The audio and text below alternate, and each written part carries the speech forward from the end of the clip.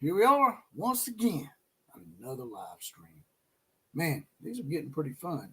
I actually done one last night, called it the college football dawn at midnight, just messing around just because, hey, got a little bit bored and, what better way to pass the time than with a little bit of college football banter back and forth between the best fans in sports today, college football fans, right? I just go in there and updated the thumbnail on this. Y'all can go check that out after the podcast if you want to. I thought it was pretty funny. I put up a little picture of old Prime Deion Sanders crying and wetting his diapers about his son Shilo targeting that player. I don't like the targeting rule any more than anybody else. Let me get that out there real quick. But if you're going to call targeting and be consistent with it, that was targeting.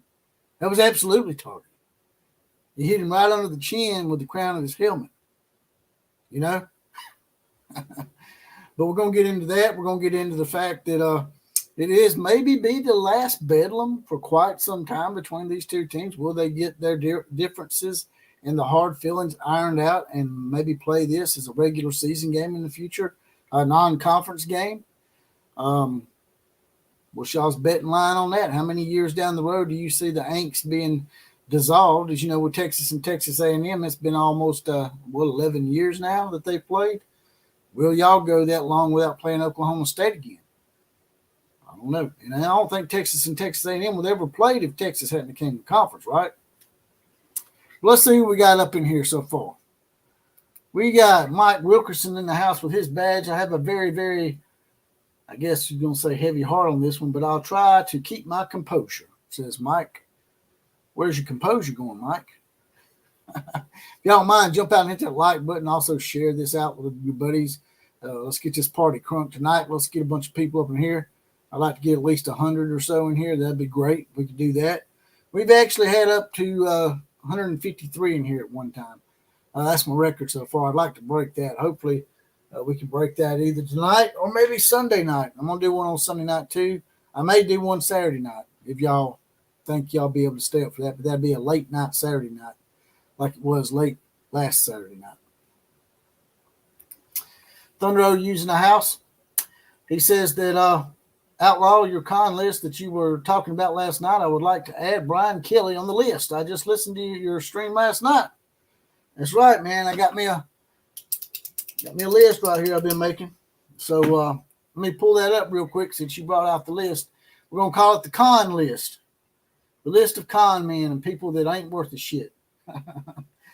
Let's pull it up real quick for y'all. Let me get the print screen going, or share screen, that is.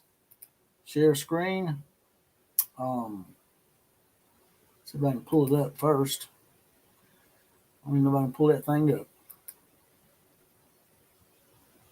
Well, I can't seem to pull that up right now, Thunder. So we'll just keep talking about it. But you got a list right here, as y'all can see. As y'all can see right there. I don't know if y'all can see that or not, but there it is. It's the con list. I already got a bunch of people. I already got 5 up down on the list here. Prime Deion Sanders, Linky Boy, a.k.a. TBOW. That's Tebow, not Tim Tebow, but TBOW, the bitch out west. Lincoln Riley at number 2. Number 3, Jimbo Fisher. Number 4, Shilo Sanders and Sakazulu Sanders. So we got all the Sanders family on the list, and it seems like Thunder OU thinks that Brian Kelly should be on the list. What do y'all think? Brian Kelly. We're going to put Brian Kelly on the con list. If we decide to take him off at a later date, we'll vote on it. I'll have a con list voting thing on the YouTube community channel there, and we'll actually be able to have a poll that we can actually trust in, right? Hopefully. Randy Blair's in the house. Thunder OU, as I said, is here. Henry Coleman's in the house. Or Cole, I guess you might accidentally typoed your last name. Sooner Road White's best looking uniforms in college football, bar none, says Henry Coleman. Fred Bagley's in the house with his badge once again. If you want to get your badge, get deputized, just hit the join button next to the subscribe button. $2.99 a month, 75 cents a week. Get your random 4 horseman shout out, as well as possibly be the comment of the day. And there's something else in here I wanted to do that I haven't been able to do. I haven't been able to get it up here. I'm trying to get a scroll up here for y'all, the VIP members that I put on here. Let's see if we can get that up here. There we go. That's something I've added that's new. I'm going to go back to the comment section. Up there, scrolling across there is this week's VIP donors and this month's. I'm going to do a monthly list of VIP donors and whatnot. People that donate to the show, I think they deserve to be recognized. And I'm going to eventually get a store up. Me and Jonathan Lewis are going to try to get y'all a store up, get some merchandise, get some Skittle Shitter shirts and that kind of deal. And any other ideas that y'all have that y'all have seen on this show that you think would be a good idea for a T-shirt, just let me know. If you're in, if you make a lot of donations like these guys down here, I might even throw a few free T-shirts in there, give y'all some free merchandise. What do y'all think?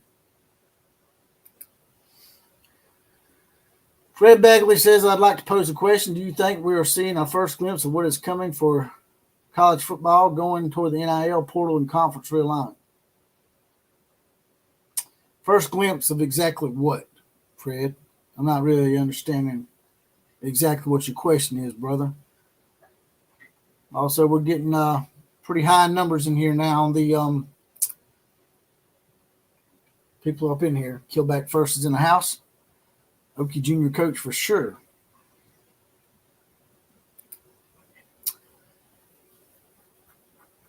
I hate to hear that, Mike. Prayers go out to your brother, man. I hope that they were able to recover a lot of their stuff in their house and whatever. I hope I didn't lose a lot of mementos and stuff that you really can't get back. I hate to hear that, Mike. Just get with me and let me know if you need there's something I can do maybe to help you. I don't know how much I can do for you, brother. But let's talk about let's bring this up real quick. Let's talk about something I saw that y'all might be interested in.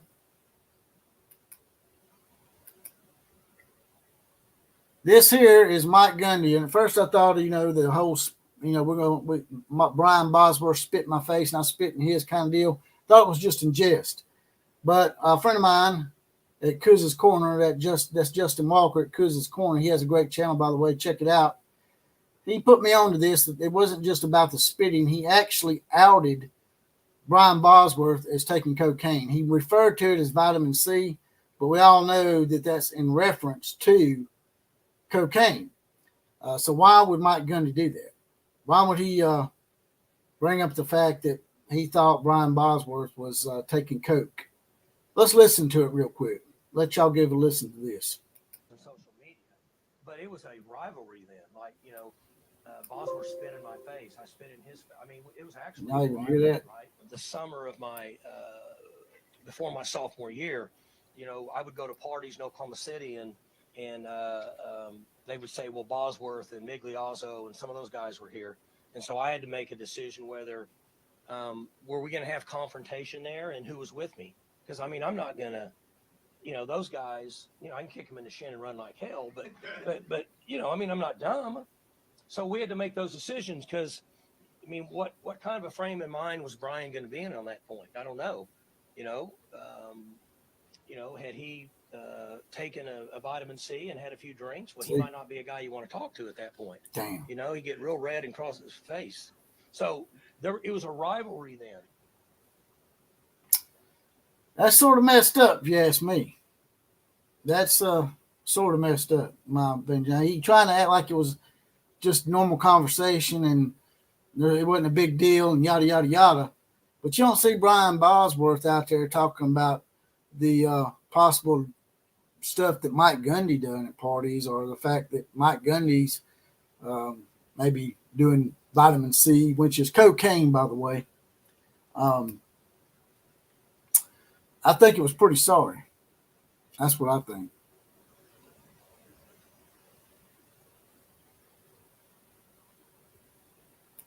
I'll replay that in a little while for people coming in here late. But basically, Mike Gundy just starts yapping off at the mouth, just randomly talking shit about how Brian Bosworth was unhinged at parties, and which he probably was. But that's not the point, Mike. Why are you bringing it up 30 years later, man? That's worse than damn Tebow, man. That's worse than Linky Boy. Old Lincoln Riley out there bringing up stuff that happened 2 years ago about he was scared for his life and he couldn't leave his house, and even though he had a 17-foot wall around his house, the cops patrolling the area, but he was scared and then he didn't even report it. He didn't even call in a report to the police department.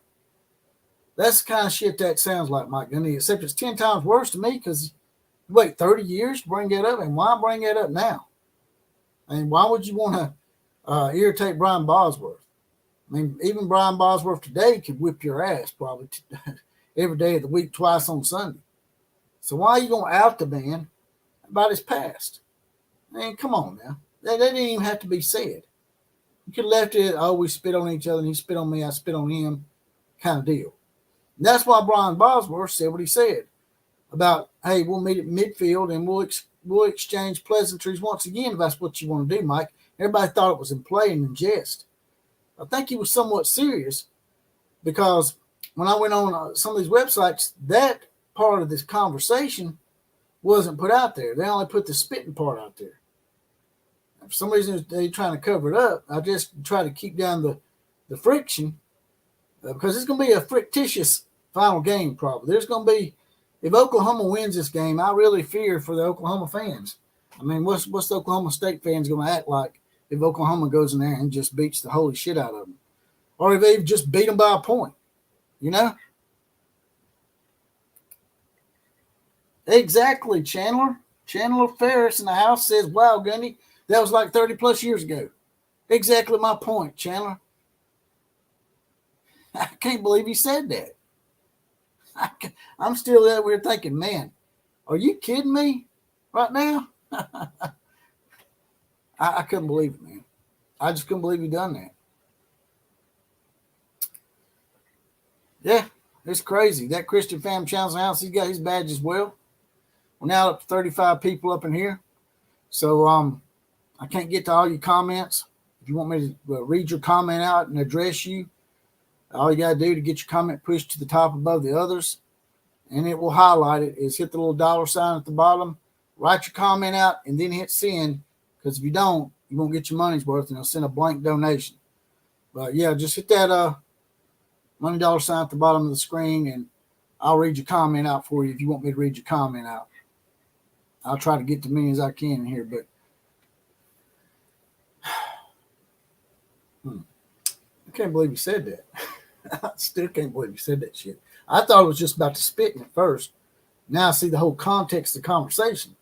Even some of the Sooner websites were not showing that part. It's like the Oklahoma administration and Oklahoma State got together and said, hey, let's try not to show that part of the clip too much because it's going to cause some friction.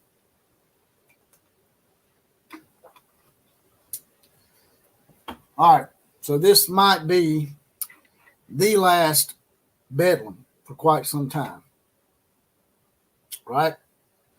How long do y'all think it'll be before Oklahoma and Oklahoma State play again, barring a bowl game? That don't count. I'm talking about in the regular season. When do you think they're going to put their differences aside, come together, and play this thing? You think they're going to have to wait until Oklahoma State gets an unlikely invite to the SEC? Because I don't see it happening. This one could go a long time before they play, especially with Mike Gundy still the head coach there. Could go good 15 or 20 years without playing them again. What do y'all think?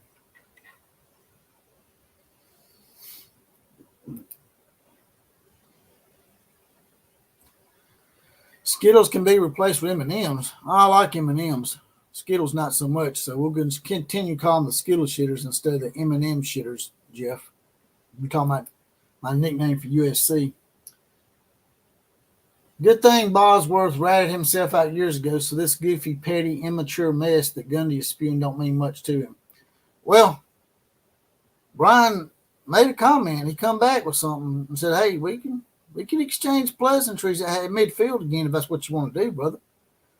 I thought it was in jest, but now that I see this, maybe Bosworth's going to squeeze his hand a little bit harder. Ask him if he wants to, I don't know, go to the gym or something and get in the ring. Maybe getting an MMA ring or something and iron those differences out. I'd really like to see Bosworth get his hands on Gundy in an MMA ring. That'd be pretty sweet.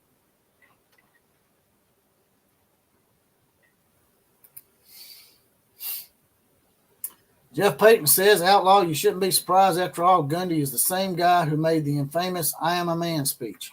Yeah. Once again, the mainstream media was all over that, man. They were all straight up his ass, man. Wow. Mike Gundy's the man. Yeah, right. Actually, they might have been critical of him. I can't remember. But I do know they started loving on Mike Gundy when he rolled over for Chubba Hubba and took off his OAN shirt. By the way, that shirt was not racist. OAN is just a conservative news agency that reports conservative views. It has nothing to do with racism. People try to play it like that, though. Mike M. in the house, me and my brother got pelted with rocks after a Bedlam game in Norman. Yeah, that's what I'm saying, man. I'm worried that if Oklahoma does go down there and win that game, especially if they blow them out. If they blow out Okie Pokey State, I mean, if I was Oklahoma fans, I'd leave the game early. If the game gets out of hand early, which I doubt it will, but it might, and if it's in Oklahoma's favor, I would definitely try to get out of there early.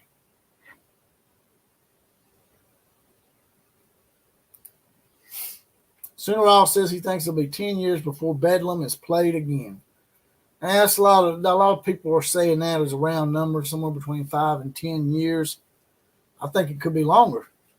It's according to how long Mike Gundy's there. If Mike Gundy's there another 10 years, it may take them 15 years to get them on the schedule because, schedules are made out so far in advance that the longer Mike Gundy stays, you'll have to add an additional 5 years to the actual last year that Gundy's there so they can clear his regime by a good 5 years, I think.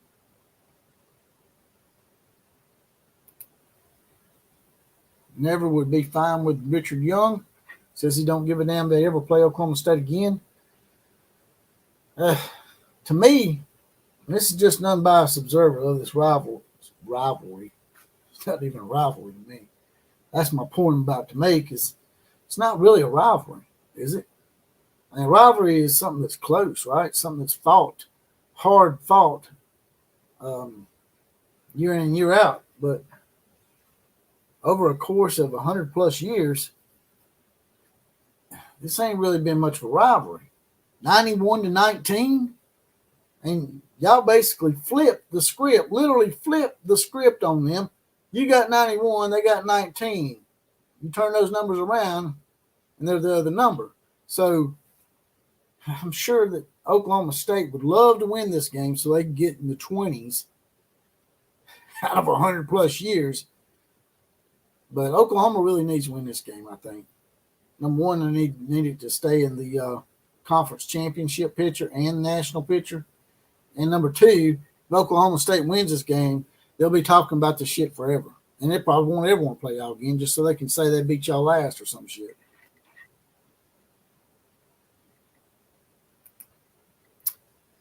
Fred Bagley has his badge. He's deputized. He's in the outlaw posse. He says if Gundy would have kept his mouth shut, he'd like him to be a solid ball coach. He knows ball, but about a half dozen comments he made make him look clownish along with that hair. I agree. I agree wholeheartedly. You never know what kind of hair style that the old Gundy's going to come out with, right? I mean, for the longest time, he was trying to do his achy breaky heart, Billy Ray Cyrus look. And now he just looks like, I don't know, man. Looks like a bad lesbian haircut or something. I don't know. What do y'all think? What do y'all think his haircut looks like? If y'all had to give Mike Gundy's haircut right now a name, what would it be?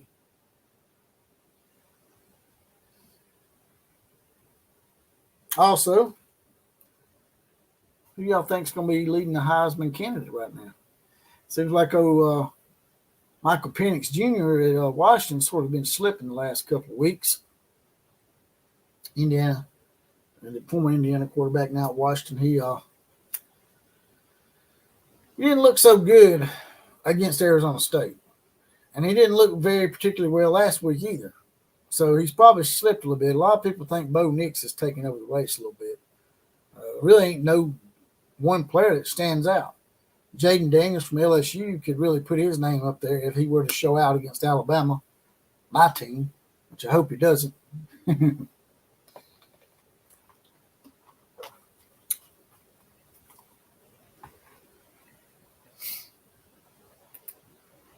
Richard Young says Nebraska and Oklahoma was a rival. Yeah, it was at the time. I hate that happened in Nebraska. Nebraska's problem is they joined the wrong conference. They see Oklahoma, everybody try to compare them to Nebraska, join the SEC, but Oklahoma's not losing their recruiting base, and they're going to the SEC with a natural rival in Texas. Nebraska just up and left everybody. They left everybody in the Big 12, and they left their recruiting base. You know, a lot of their recruits come from the state of Texas and Oklahoma and Kansas and whatnot, and Missouri. But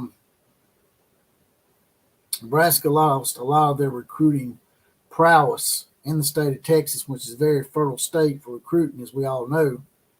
And now you have what you have with Nebraska. That's not going to happen in Oklahoma.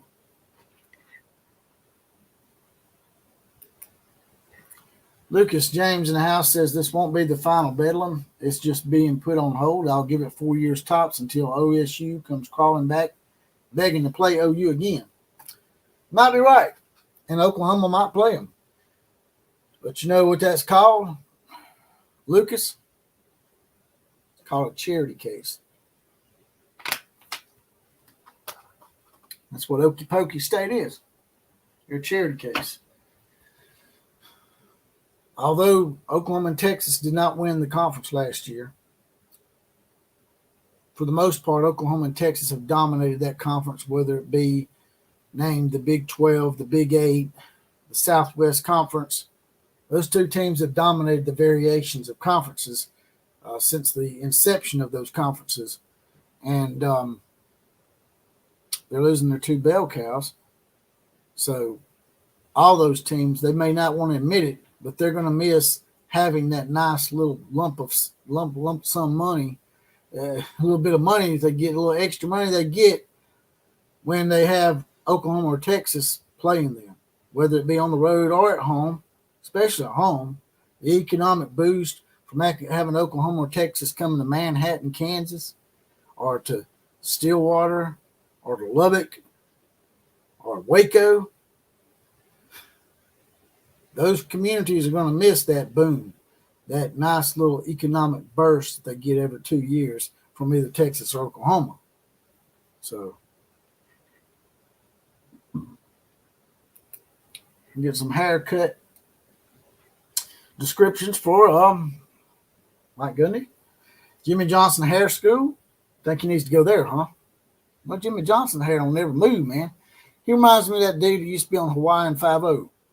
Remember Hawaii 5-0? That dude, I can't remember his name. Jack Lord, is that his name? He had the black hair man and the damn wind be just blowing off the coast of Hawaii. And you see old Chung over there, the Hawaiian native detective. His hair is all over the place. Jack Lord is just like Jimmy Johnson. That's a good one.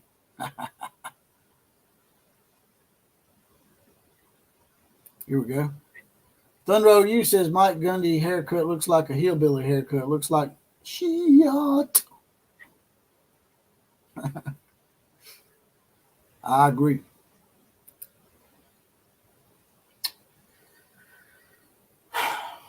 That Christian Fam channel has his badge as well. He's an outlaw posse. He says, you have a point. The state needs the money. I'll say 2027. The city of Stillwater loses money hand over fist without this game being played, that being coupled with the boost they see economically. Exactly. Now, I want to talk to y'all about something real quick. That targeting call on Shilo Sanders. It's obviously a targeting. I mean, he lowered his head, and I even got proof. I'll show y'all right now. It was targeting. I don't like targeting, but if you're going to call targeting, this is a targeting play. Of course, Deion's going to make up excuses for him because that's what Deion does because he's con time. Let's see what we got here. I think this is it. Yep, that's it. Here we go.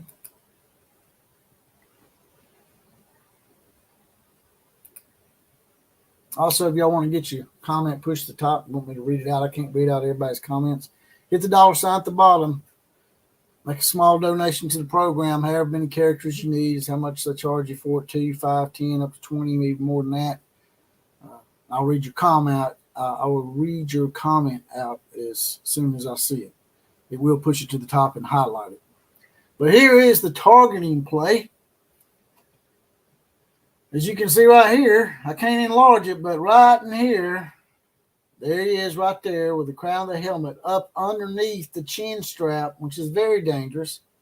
So if you're going to call targeting con time, Deion Sanders, this is the one you would call. I know that's con time junior +2 out there, but it's targeting. It's targeting. Come on. Y'all got to agree that's targeting, is it not? Is that not targeting? Exactly, Mike Bookham Dono.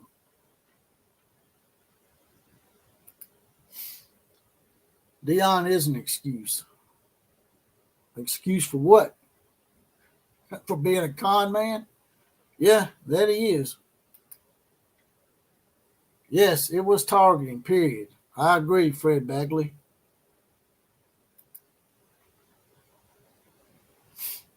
That Christian Fam channel back on Gundy says, if I didn't know any better, I'd say Gundy looks like the Ridge Runner from Tennessee. All he's missing is the overbite and the neck beard. Yeah, he's probably got too many teeth, too, to be from Tennessee. You know, it gets me, these people in the South, man, especially Kentucky and Tennessee people. I got into it with this Tennessee guy, and he's calling me a hillbilly and an inbred and a redneck. I'm like, you do realize that you're from the South, too, right? And the people up north think that we're all inbred hillbillies down here and toothless wonders because the first 2 states that you see when you travel south from the north is what, class? This is a geography lesson. You see Kentucky and you see Tennessee. Maybe West Virginia too. But Kentucky and Tennessee are usually the first 2 states you see, and that's where all the hillbillies and the toothless wonders are at.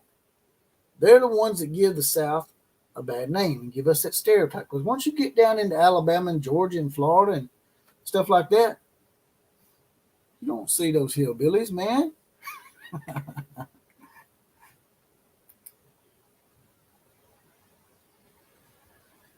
Well, I don't know, man. Arkansas is pretty famous. You know, I think they was supposedly one of the states where Deliverance was filmed. I think Georgia was one too, but Georgia don't really fit my narrative in this. Now, do they? But yes, that definitely looks like targeting to me. And the other thing, let me remove this off of here so y'all can see my ugly ass face again. The other thing is Deion con time. Gotta make sure I get his name right because I want to make sure y'all stop calling him Prime. Although that's just as stupid.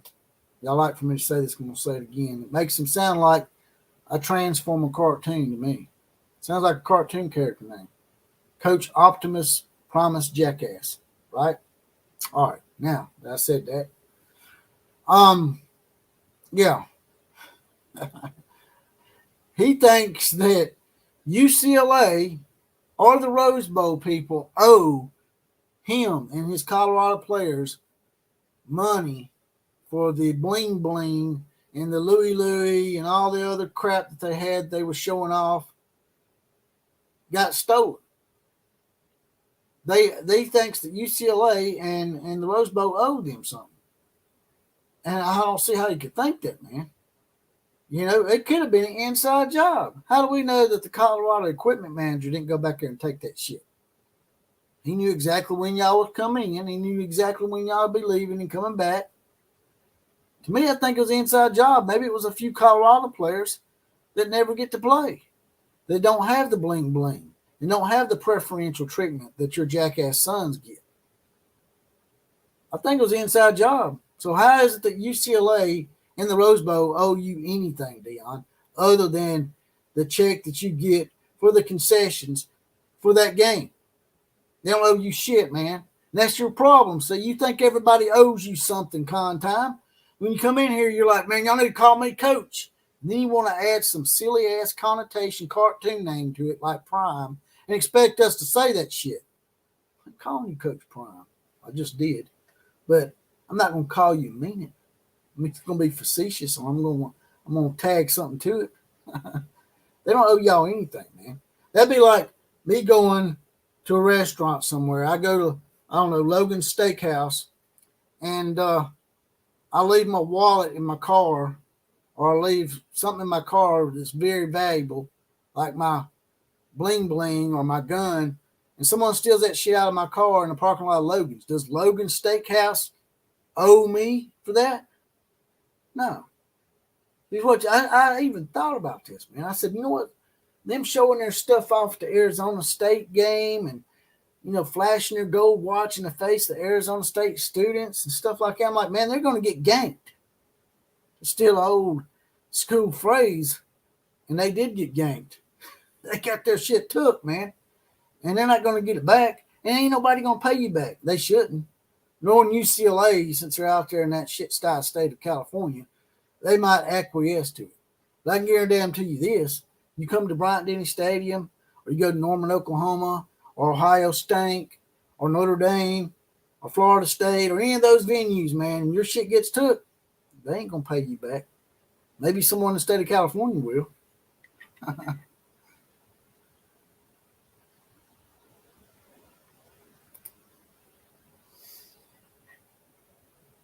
My dad calls urinals in Kentucky drinking fountains. Hey, if y'all don't mind, just it won't take you but 4 or 5 seconds. Just jump out of the chat and jump right back in here. Just hit that like button. It'll push the algorithm, and we'll get more people up in here. And get this party cranked up some. Yeah, I'm bringing my Louis. Like I said, y'all can also share this thing out to a few of your friends if you don't mind. And get some more people up in here for me, if you don't mind. So far, we're up to 35 people. Not too bad, but figured you might be a little more active tonight, but I don't know. Senator Ross says, I find it funny that the locker room has been robbed at both Colorado and Jackson State.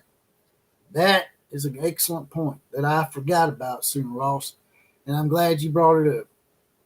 Because it sure is funny that crap happened at Jackson State and then it happened in Colorado. What that sounds to me like, Senator Ross, is an inside job.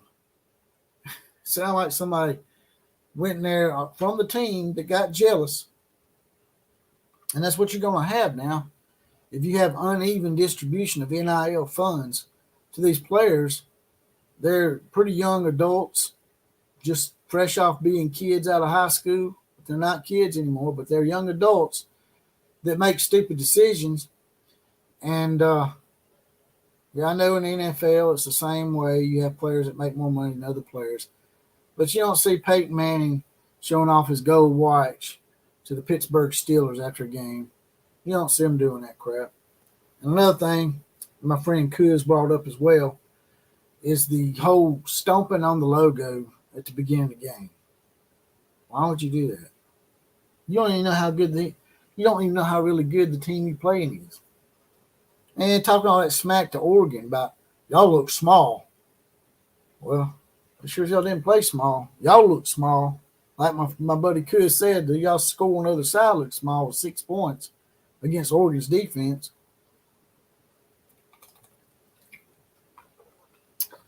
Once again, y'all hit that like button for me. Share it out to some people. Let's get this party crunk, man. Let's get this thing going. Johnny Fairlane in the house with a donation. Appreciate that, Johnny Fairlane, with a $4.99 donation. Says JF is in the house. Glad to have you in here, brother. It's always good to have Johnny Fairlane. Johnny Fairlane sounds like the lead singer of a rock group or something. I think of Johnny Fairlane, I think of somebody being the lead singer for I don't know, not Motley Crue. I don't know. Who would Johnny Fairlane be the lead singer for, class? That'd be a good one. I already done that one, didn't I? Yeah, exactly. I wonder if he brought the same equipment manager with him from Jackson State to Colorado. I don't know. Inquiring minds do want to know, though. Leonard Skinner, huh? Johnny Fairlane, lead singer of Leonard Skinner. That wouldn't be too bad, I guess. What about Five Finger Death Punch? More modern.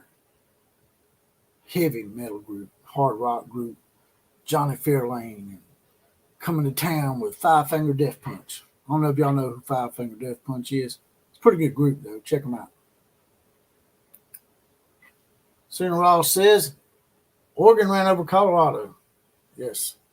Yes, they did. Pretty much old school. You're right, Johnny. So, back to, USC. We ain't talked about the Skittle Shitters tonight, have we? Skittle Shitters got a big game this week. They're playing the Washington Huskies. It's in the Coliseum. Not that matters nothing, because we know Utah's shitty-ass offense went down there and scored 34 on them.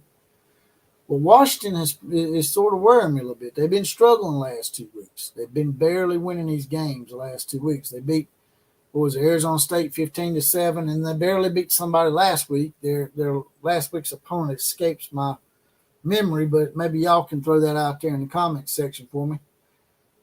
But it's Stanford, wasn't it? Yeah, Stanford. They struggled with Arizona State and Stanford. Neither one of them have very good records. The struggling part didn't really surprise me, but only scoring 15 points against Arizona State, that worried me a little bit. I didn't know whether Penix was injured in that game or had to sit out for a few quarters or what. But I just don't see it, man. I just don't see it happening. I just don't. I don't know if Washington can finish undefeated playing like that. And this would be a prime opportunity for USC to get back on track, which I would hate to see. But they're catching Washington in a pretty good time, and they got them in the Coliseum down there. So don't be surprised if USC upsets Washington this week. As much as I would hate to see that happen, it would not surprise me in the least. Chicken 15's in the house. He has his badge. He says Boomer Sooner. Sooner Ross says, I hope Washington beats USC, but Washington doesn't play much defense either. Well, they played enough defense against Arizona State. They beat them 15-7. But we shall see. Like you say, man, Washington's been struggling a little bit offensively. If they do that against USC will beat them. I'd hate to see Washington help them get back their mojo, you know? That would actually suck.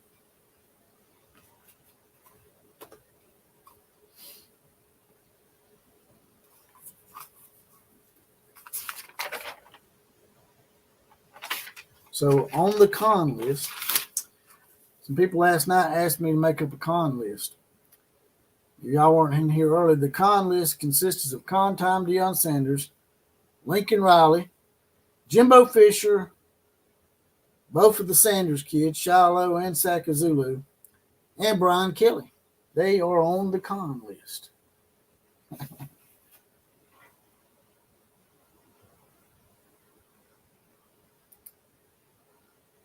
Johnny Fairlane and the Straight Pipes. That'd be a nice little rock group name.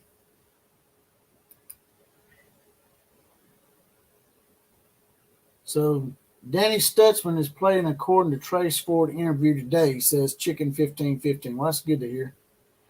Because y'all definitely need Stutzman in the lineup. He seems to be that cog that makes everything go rather smoothly for the Oklahoma defense. So y'all can't really afford for him to miss this game against Okie State, especially being the last Bedlam game probably for quite some time, right?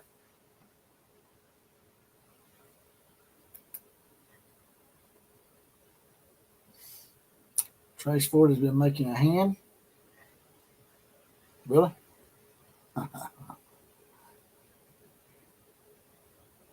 So what do y'all think about USC and Washington? Washington struggling. You think that could be the upset of the week? Upset of the week. What do y'all got? Georgia, Missouri? Maybe. You know, Missouri played Georgia close last year. They hung in there with the hedge pissers for quite some time. So, yeah. Georgia, Missouri could be a nice little upset. Who y'all got?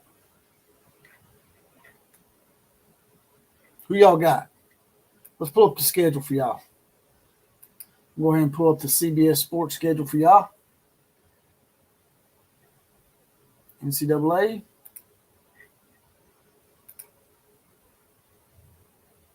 Football. Schedule.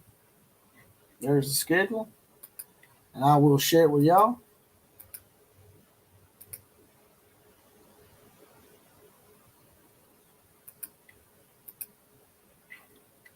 There it is. Y'all see that? Stupid ass ad. There you go. This week in college football, we've already had some Thursday night games. Go final. Wednesday night, Thursday night. Here's the Thursday night games tonight. Texas Tech is leading TCU 20-7 in the third quarter. Wake Forest and Duke are tied. South Alabama and Troy are tied. Tomorrow night you have Boston College and Syracuse, Colorado State and Wyoming. Notre Dame goes to Clemson. That's a big game for Clemson. Clemson, I think, is what now? 4-3 or 4-4. If they lose this game to Notre Dame, they will drop below 500. 9 games into the season for the first time in probably like 12 or 13 years.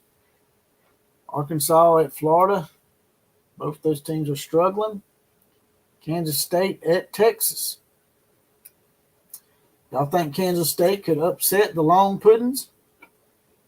I don't know. Texas A&M at Ole Miss. That could, I don't know if that's going to be considered an upset if Texas A&M would have beat them, but according to rankings, it would be an upset if Texas A&M beat Oklahoma. If Texas A&M beat Ole Miss tends to do that. They'll win a few games, get everybody's hopes up, and then they'll start losing again. Wisconsin plays at Indiana. Penn State at Maryland. Oklahoma at Oklahoma State, the game of the week. Houston at Baylor. And many other good ones. And California plays at Oregon. That could be a good game for Bo Nix to show out and push his Heisman candidacy. What do y'all think? Kansas goes to Iowa State. Iowa State's still in the thick of things. Do y'all know that? Iowa State only has one loss in conference. So it would not surprise me, if Iowa State ends up slipping in there. Jeff Payton in the house says, hey, Outlaw, we haven't touched the biggest elephant in the room. Do you want to touch the week that Dabo had? I forgot all about that, Jeff. I'm glad you brought it up, brother. What do you think about it? What do y'all think about Dabo's rant that he went on, talking about the fans don't know what they're talking about, and I guess he's basically saying they need to stop being so spoiled and yada, yada, yada. I can see both sides. In a way, he's right. I mean, they have won 2 national championships under Dabo, so I think you should be able to forgive the man if he has one down year, right, Jeff? I mean, even if he has a losing season, he won you 2 national championships. Clemson had never won more than 1 national championship in 120 years before Dabo.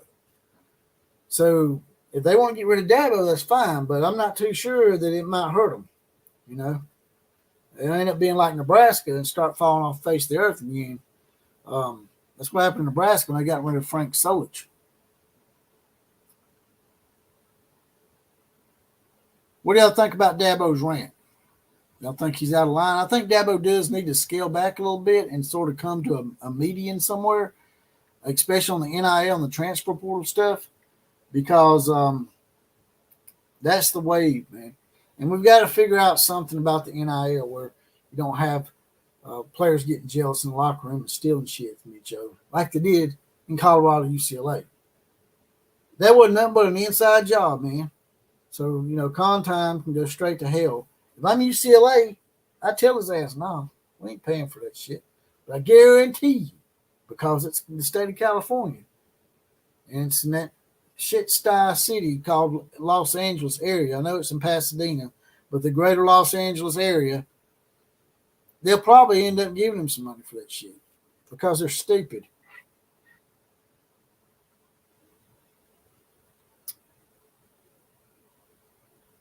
Yeah, right, Lori. I know you and Kill Breeze been necking in the woods out there somewhere or something, because he ain't showed up either. I guess if I don't know. Y'all slipping on me. Y'all slipping. Why don't you get Kill Breeze up in here, Lori? You said he was your boy, right? Huh? Chicken 1515 says Dabo cracks him up. Yeah, he cracks him up, man. He's gonna be cracking his ass. He's cracking himself up because people ain't gonna assess him as nicely as I did.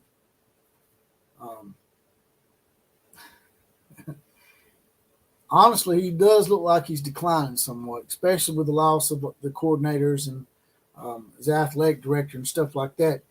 We're finding out if Dabo's able to incur those kind of losses on his staff periodically. He did in the first round that he lost a few, but the second round, it's not looking too good. Kirby Smart looks like he's adapting okay. Nick Saban's been able to adapt like that for quite some time, but some coaches just can't do that. Once you start losing people off their staff, they start declining a little bit. They're not good at filling their staff up or doing it in a fair manner. A lot of people say that the downfall of Dabo Swinney is going to be his nepotism and the fact that he tries to hire friends and buddies and hire from within instead of going out, not being lazy, going out nationally and finding somebody to replace him. Now, he did get Garrett Riley, so can't fault him for that. Garrett Riley was considered one of the best offensive minds in the United States, right?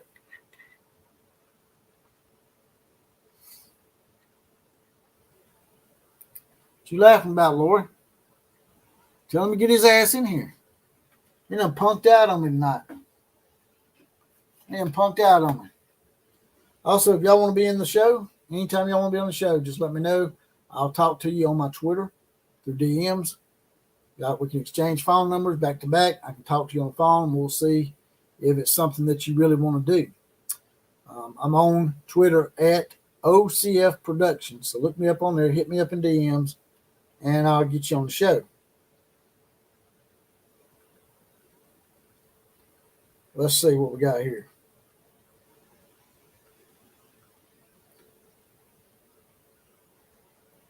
I'm going to message your boy Killer Breeze here. We're going to try to get y'all, maybe get y'all a guest here. Who knows?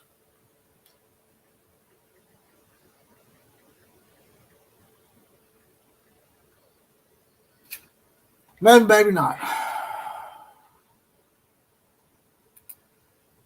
More like a boy toy. You still got a crush on Shawn Michaels, Jeff Payton? Jeff Payton was a big Shawn Michaels fan back in the day. He liked that sweet chin music, didn't you, Jeff? You liked Scary Sherry, didn't you? You liked Scary Sherry more than you liked Miss Elizabeth, right? Saban is a college football god. Don't be telling him that. I have to argue with him all the time about that, man. He's a football coach. He's a great football coach. He coaches a sport where men chase balls around. You know, in the grand scheme of things, is football really that important? It is down here. They treat it like a religion down here. Now I think Lori's with Killer Breeze, but I think Killer Breeze done broke up with her or something because he's MIA tonight. Jeff Payton says, look, Clemson's fan base needs a reality check. No team will ever go 15-0 every season and win every national championship. That is true. Although Georgia went 15-0 last year, right? And one of Clemson's teams was 15-0, I think. But I understand what you're saying. It's not going to happen every season. And I think they need to give him a little more leeway. I think he needs to come to the realization that he's going to have to get a little bit more in tune with the NIL. I'm not saying lick their ass, because, you know, a lot of the Oklahoma State players in the early part of the season were laying down on Mike Gundy, in my opinion, because he would not acquiesce and kiss their NIL agents' asses. And I don't normally take up Mike Gundy, but it's not Mike Gundy's job. It's not any head coach's job to kiss up to your NIL agent. That's your job. You're an adult man. You're 18 years old. You can vote for president of the United States. You can serve in a war, kill people. So you need to make your own NIL deals, I guess, or you need to take care of the agents. If the coaches have to take care of the agents and the university have to take care of the agents, then y'all need to start adhering to contracts and pay scales instead of just someone randomly getting a bunch of bling bling and Louis and gold watches like the Sanders kids, you know, getting preferential treatment. There needs to be some kind of set money, you know. Not just saying, I'm not saying that the third or fourth string punter needs to make as much as a starting quarterback. I'm just saying that starters should get a certain amount of money, second string should get a certain amount of money, third string, and so on. What do y'all think?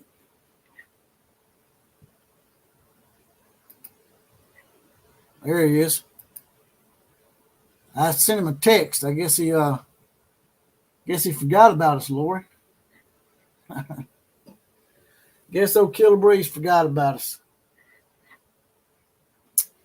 But it's good to see you in here, Killer Breeze. Good to see you.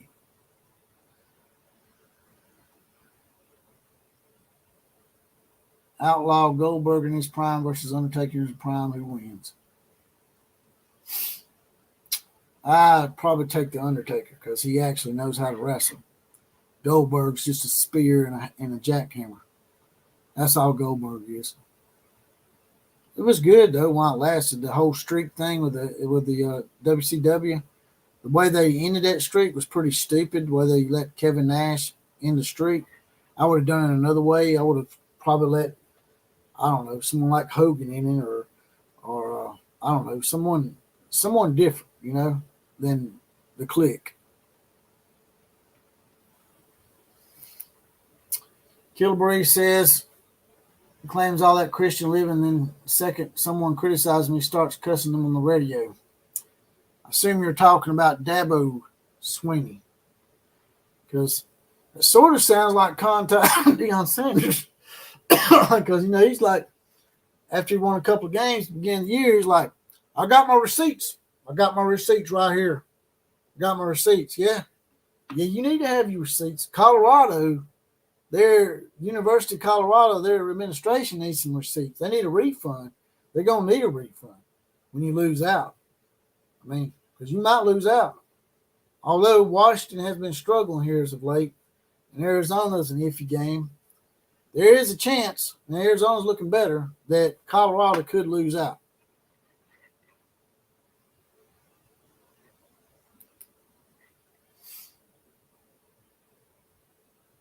Parity is going to end any kind of dynasty. You could be right, Fred. You could be right. You never told me whether you wanted to be on tonight, Killer Breeze, so I never sent you an invite, brother. I'm probably going to be on here for at least another 30 more minutes if you want to be on the show. Y'all want Killer Breeze on here? Y'all want one of those Sooner Mutts on here? Because Killer Breeze said he had the inside scoop on, Brent Venables possibly coming to Alabama. Is that what you told me, Killer? Yeah, Dabo wants to be Saban. Dabo wants to coach Alabama. He said that's his dream job. As a matter of fact, he had in his clause there for a while. I don't know if he still got that in there, but he had the Alabama clause in his contract where that was the only team that he could take a head coaching job at if he decided to leave Clemson.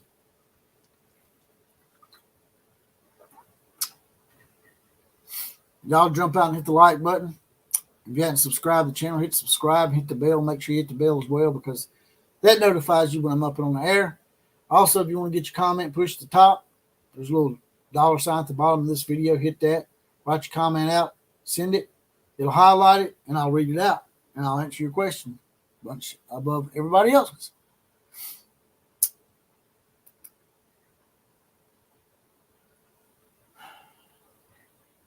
So, do you want to be on here, Killer, or no? I'll take that as a no, I guess. Trace Ford, spill the beans. Trace Ford, spilling the beans. Y'all gonna have to help me out. Who is Trace Ford? Is that one of your players? Because I don't know Oklahoma's players by heart. I know a few of them like Stutzman and Dylan Gabriel and stuff like that. But as far as knowing every single player, I don't know them. All right. I'll try to send you an invite real quick.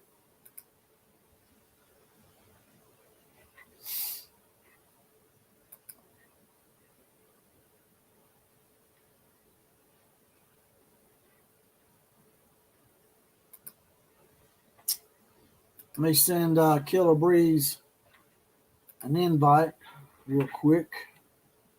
I can get it to pull up. There we go.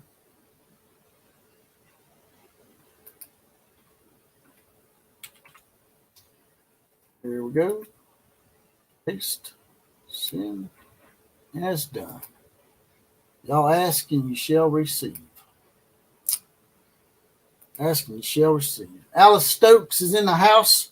Stokes clan's up in here once again. Hi, Outlaw. I'm a little late joining in, but that happens when you get a little older, a year older. Thanks for the birthday wishes, Boomer. Yes, it was Alice Stokes' birthday last week. She turned 21. Unfortunately, Alice lives too far away from me to take her out to the dance floor and treat her right the way she needs to be treated. Because she has that little mischievous nephew calls himself, I think his name, what's his name? Heath Stokes? Yeah, Heath Stokes. Alice, the only thing we've been talking about here is we've been talking about Bosworth basically being called out by Mike Gundy. And I saw where he said Mike Gundy said something about they used to spit on each other, but there was a part of that I didn't see until just today where he actually outed Brian Bosworth, said he was going to parties in Oklahoma City, and he always asked people if Brian Bosworth was there because he didn't want to run into Brian while Brian was in a certain mood or Brian had been doing vitamin C. By vitamin C, that's code for cocaine. I just couldn't believe he said that shit. As a matter of fact, I'm going to play it again here in just a second where Mike Gundy basically outs Brian Bosworth as a druggie.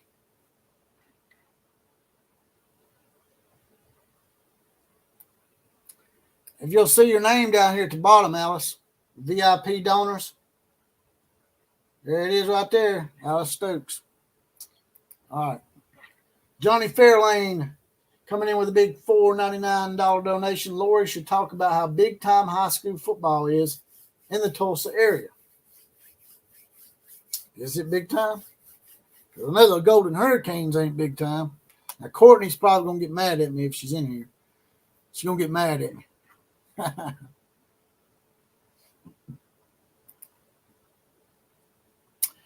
Jeff Payton says, I will calm Dabo down Monday night. How you going to do that, Jeff? How you going to calm him down? Tell me. You ain't going to calm Dabo down. He's in there twerking and shit and trying to do the dab. Remember him doing that dab shit? I used to call him Dabo and the Duty Diggers. Y'all know why I call him Dabo and the Duty Diggers, Jeff? See if Jeff can remember why I call Clemson and Dabo Swinney Dabo and the Duty Diggers. I'll tell y'all in just a second. Let's see if Jeff knows. Because Jeff loves some Dabo Swinney. He loves some Dabo Swinney.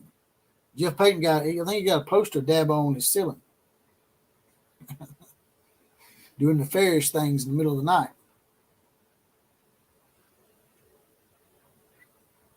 He's coming, Lord. He's coming.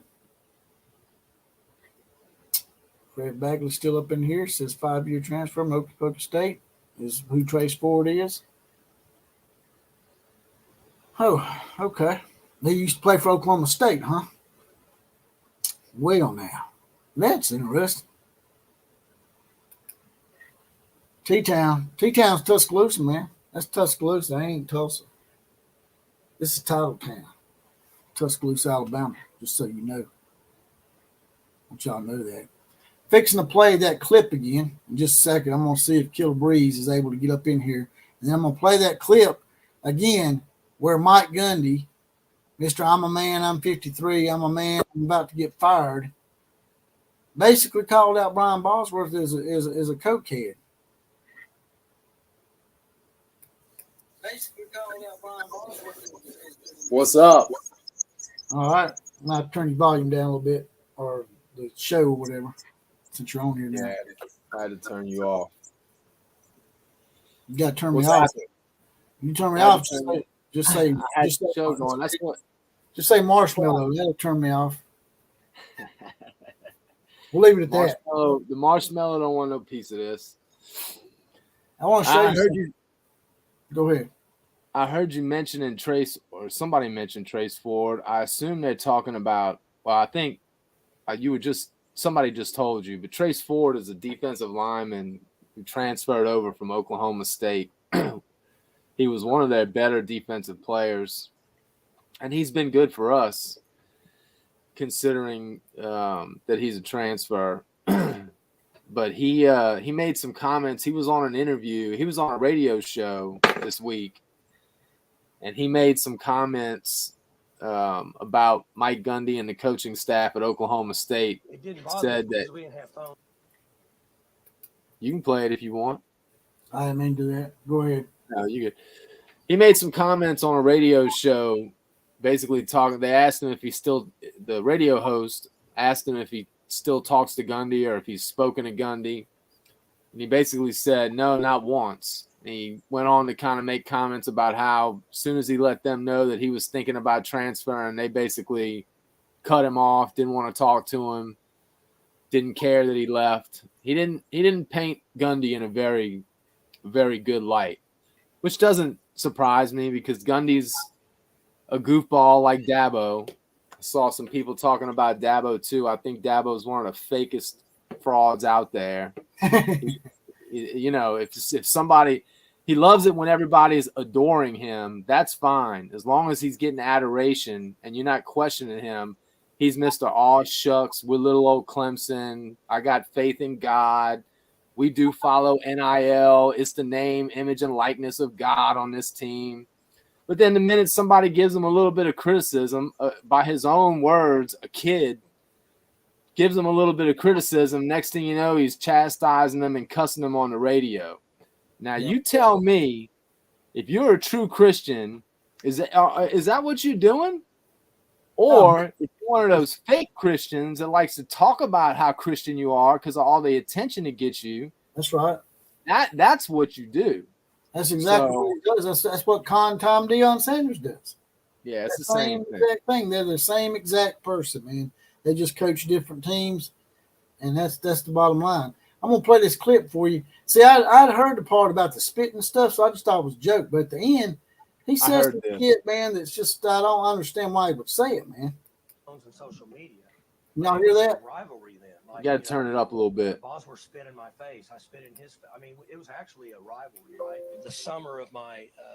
There you go. Before my sophomore year, I would go to parties in Oklahoma City, and they would say, well, Bosworth and Migliozzo and some of those guys were here, and so I had to make a decision whether going to have confrontation there and who was with me, because I mean, I'm not gonna.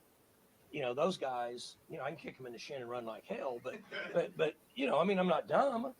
So we had to make those decisions because, I mean, what kind of a frame of mind was Brian going to be in on that point? I don't know.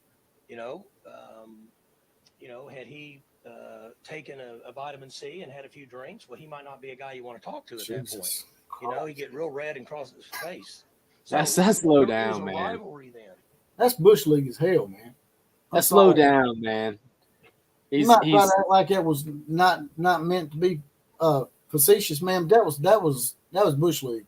That was low down. He knows exactly what he's doing. He's still bitter from getting his ass kicked back in the mid '80s.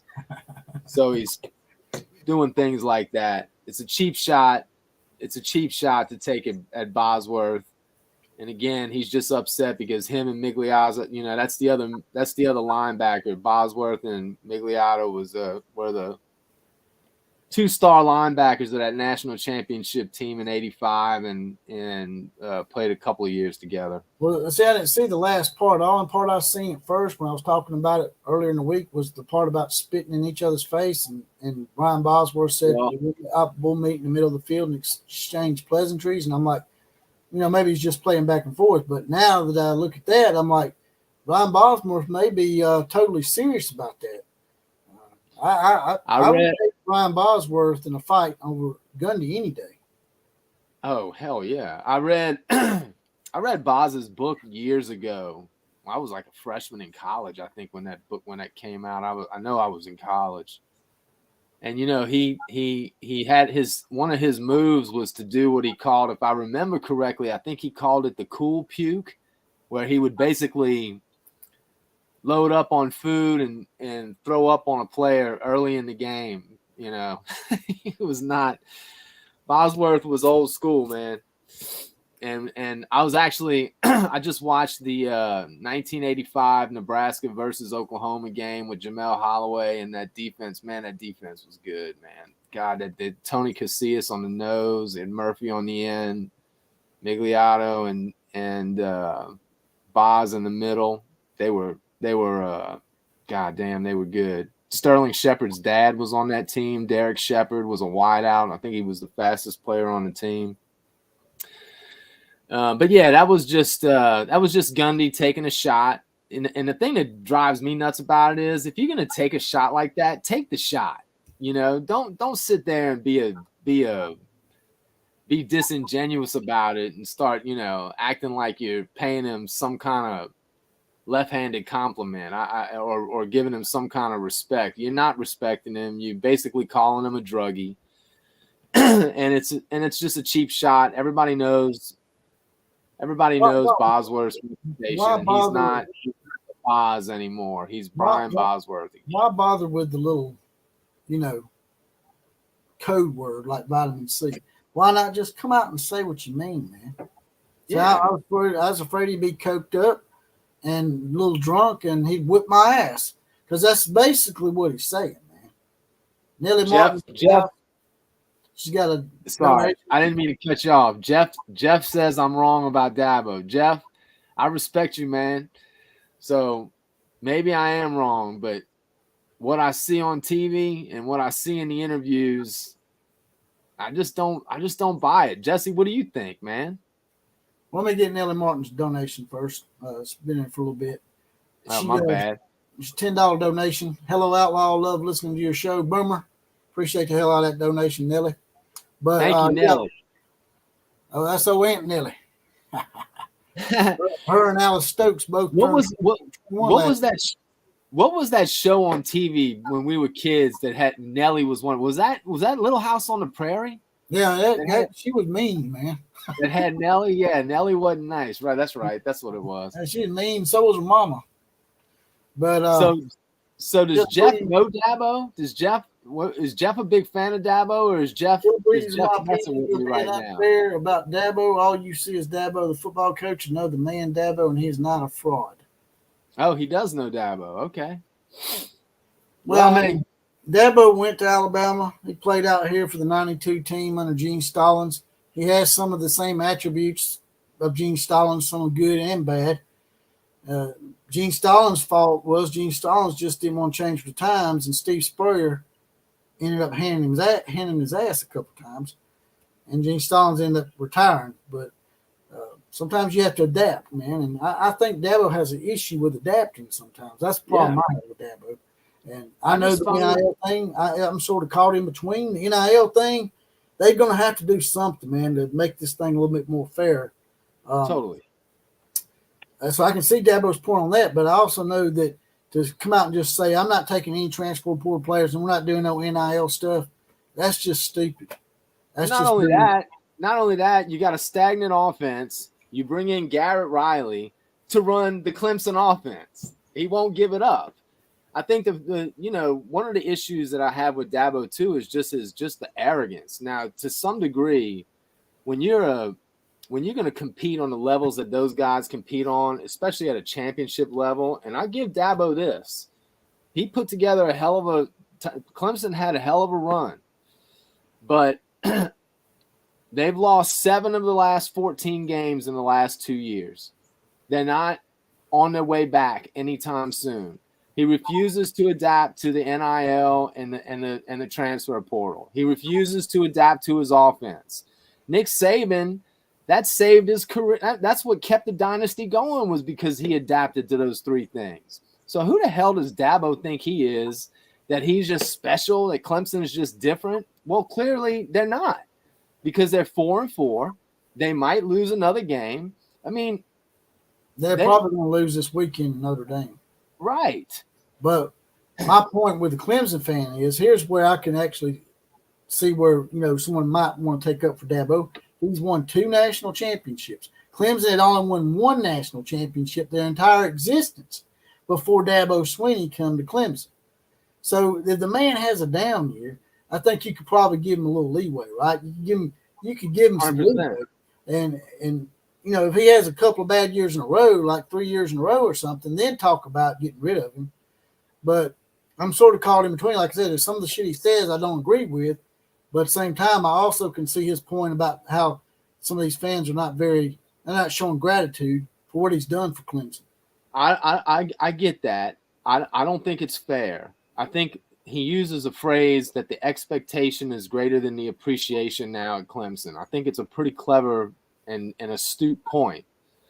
But here's the thing, man. That comes with the territory.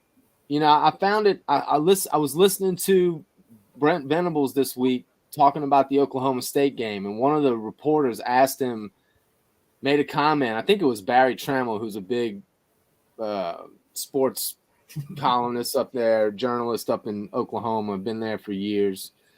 And I think he was the one that brought up the fact that he's like, man, Jeff Lebby's had a hard week.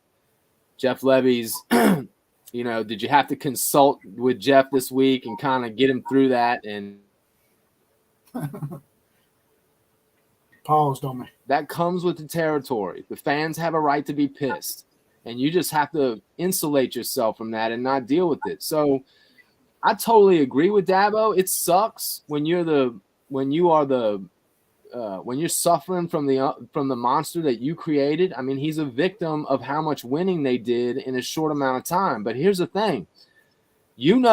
As an Alabama fan, I know as an Oklahoma fan, he should know from Clemson and his days at Alabama that once you set the bar that high, the fans don't accept it going any lower. Nick Saban is guilty of the same hypocrisy. Nick Saban will talk out of both sides of his mouth, talking about, we expect to win every game, we expect to win every national championship. And then when the fans start expecting it and saying it out loud, then he gets pissed off about it. It's okay for him to say it. That's where a lot of these coaches run this God factor, man. They think they're some kind of God and they can't be questioned. We're fans and we support the program. I've been a fan of Alabama a lot longer than Nick Saban's been the coach out here at Alabama. So by God, if I want to criticize Nick Saban, I'm going to criticize him. Just because he makes $11 million a year doesn't mean that I shouldn't have an opinion about it. Totally. And listen, Jeff's made a couple of his kind of explain where he's coming from. So it's only fair for me to respond. First of all, Jeff, I got nothing but respect for you. So if you're telling me I'm wrong, man, and then I'm sure I'm wrong. He might be a Christian, but the thing is, he's got to remember that not everybody's like Jeff. We don't know him personally, so when he's portraying himself the way he's portraying himself, then we start thinking he's a hypocrite. You know, I think his pride has taken a hit, and he didn't handle it well. Hey, I certainly haven't handled some things well in my life too. So I'm not saying that I'm better than Dabo or that Dabo's better or worse than anyone else, but man, it's a tricky thing when you get up when you're in the public's, eye. You don't get the same luxuries that you get as a private citizen. You just don't. well, it's just a human thing. It's human nature. You want the adulation, as you talked about. You want the good stuff, but you don't want the criticism. Nobody likes to be criticized. Yeah. Nobody. I mean, and listen, in my opinion, Dabo could have ended all of this. First of all, I thought the radio host that let that kid go on for as long as he didn't do Dabo any favors by letting the kid go on. If I remember correctly, I think Dabo was the one that finally cut him off. But it was I couldn't believe that the radio host kept letting it go on. It was a Clemson radio show, so I couldn't believe that he let the kid continue to just blast Dabo like he was doing. I didn't think that was necessarily cool either, by the way. But in my opinion, Dabo should have just said, "Hey, you know what? You're right. This isn't the Clemson standard. We're 4-4. This is a bad year, but here's what we got coming down the pipeline. Here's why next year is going to be better," and hope that it is. But you don't sit there and start telling the kid that you don't care about what he thinks and then proceed to go rant on your own rant because you clearly do care what he thinks because he's giving you some hell about where Clemson is. I mean, man, I think Venables said it best. Like, that comes with the territory.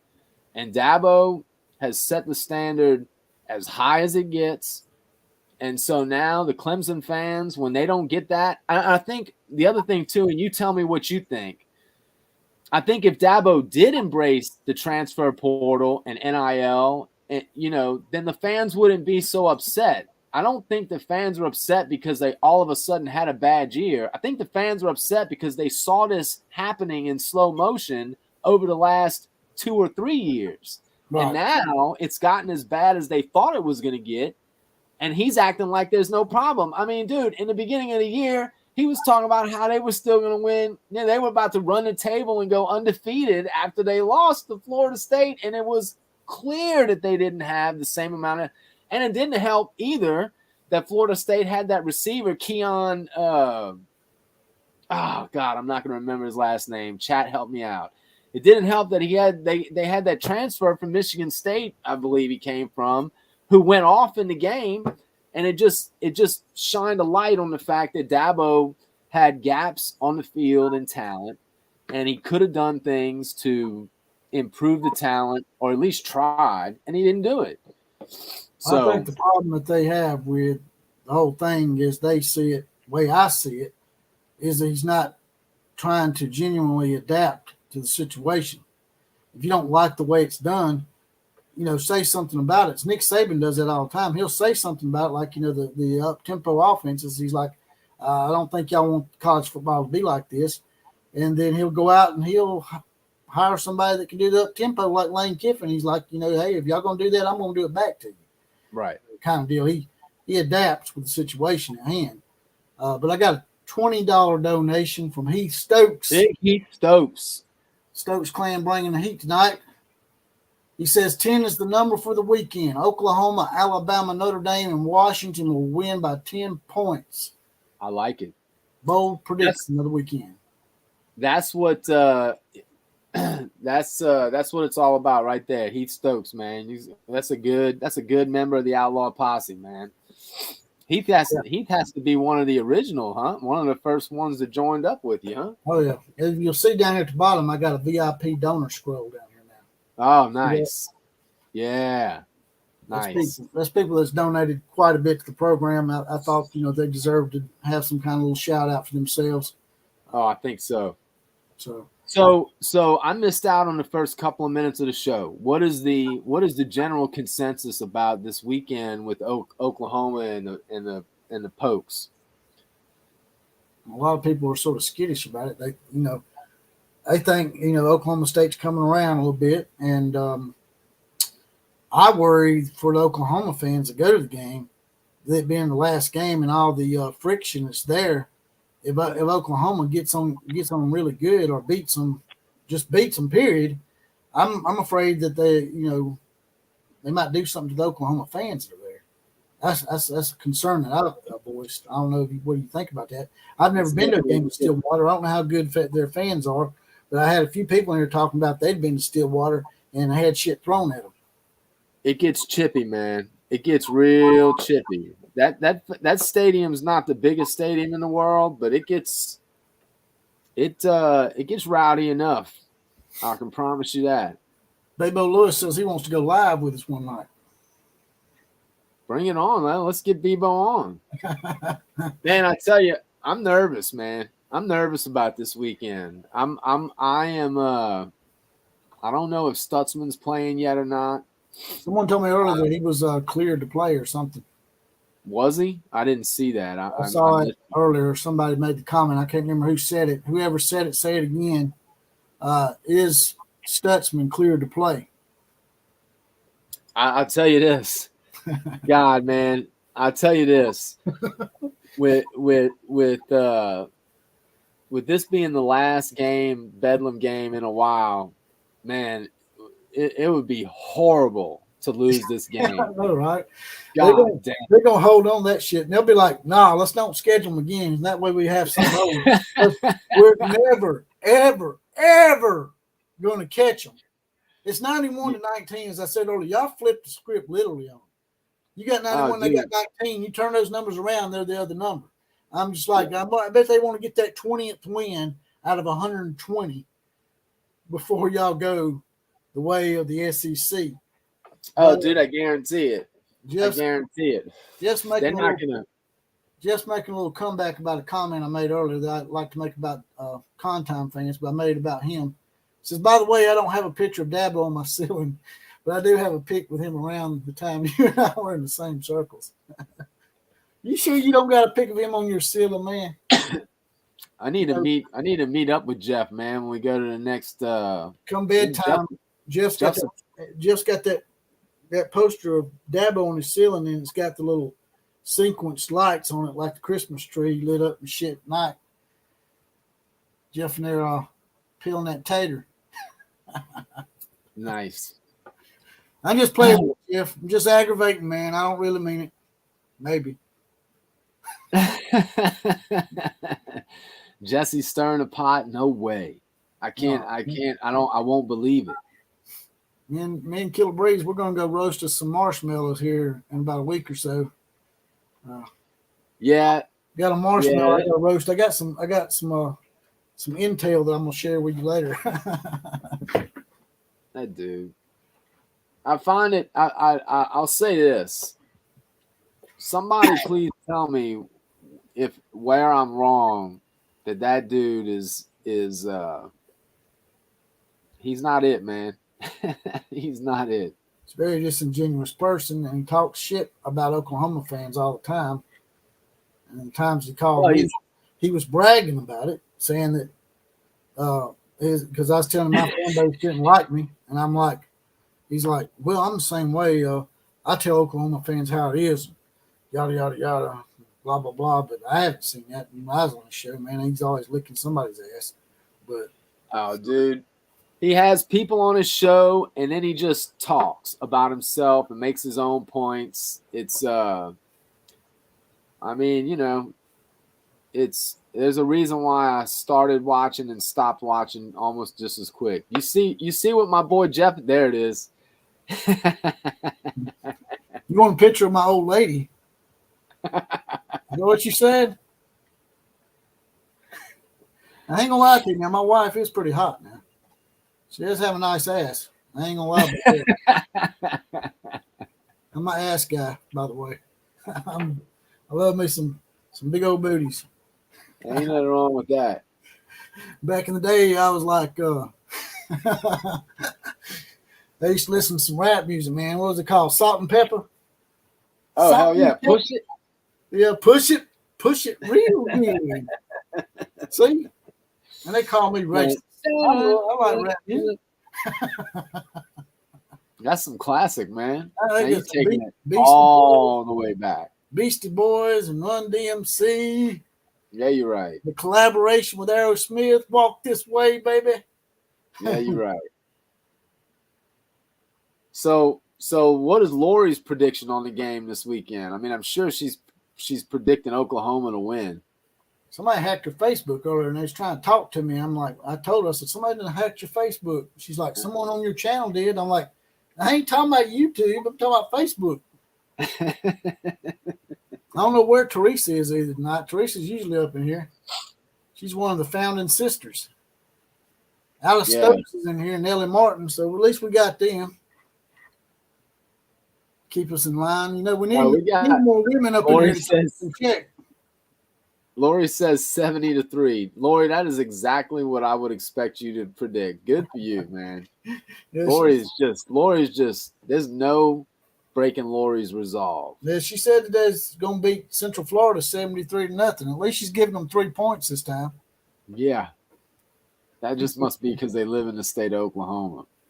You better score a touchdown every time. From what I understand, your kicking game's not very good, huh? Kicking game is extremely shaky. The punting game is not a whole lot better. It's a little it's more dependable, but it can definitely go awry on any given punt.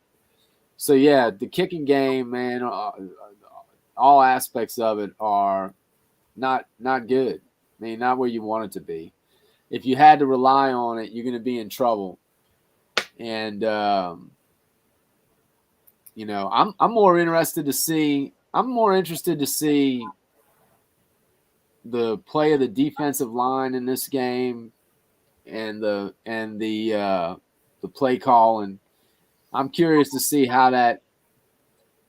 Listening to Brent Venables, it sounds like they're going to be more aggressive on offense, which is what I would have expected. And so I'm kind of curious to see what form that takes. What about upsets this weekend? You see any big upsets happening this weekend? I was telling people earlier, I hate to say it, but it would not surprise me if USC beat Washington, because Washington's been really struggling offensively. Yeah. They only scored 15 points on Arizona State. Now, I know they got the 30s on Stanford, but that's Stanford. Well, here's the thing. Cal didn't do that diddly squat against anyone until they played USC. That might be the remedy. That might be Washington's remedy. That might be the remedy. That's right. That's what happened with Utah. I mean, Utah's crappy offense played them. Same thing. Boom, shakalaka, right? And then they turned around and played Oregon and got shut down. I just don't want USC to win more games, period, ever. Jeff is cracking me up. No, I'm with you, man. I hate USC. I can't stand Lincoln Riley. The funny thing is watching Lincoln Riley's press conferences as of late, you can tell his confidence is shaken.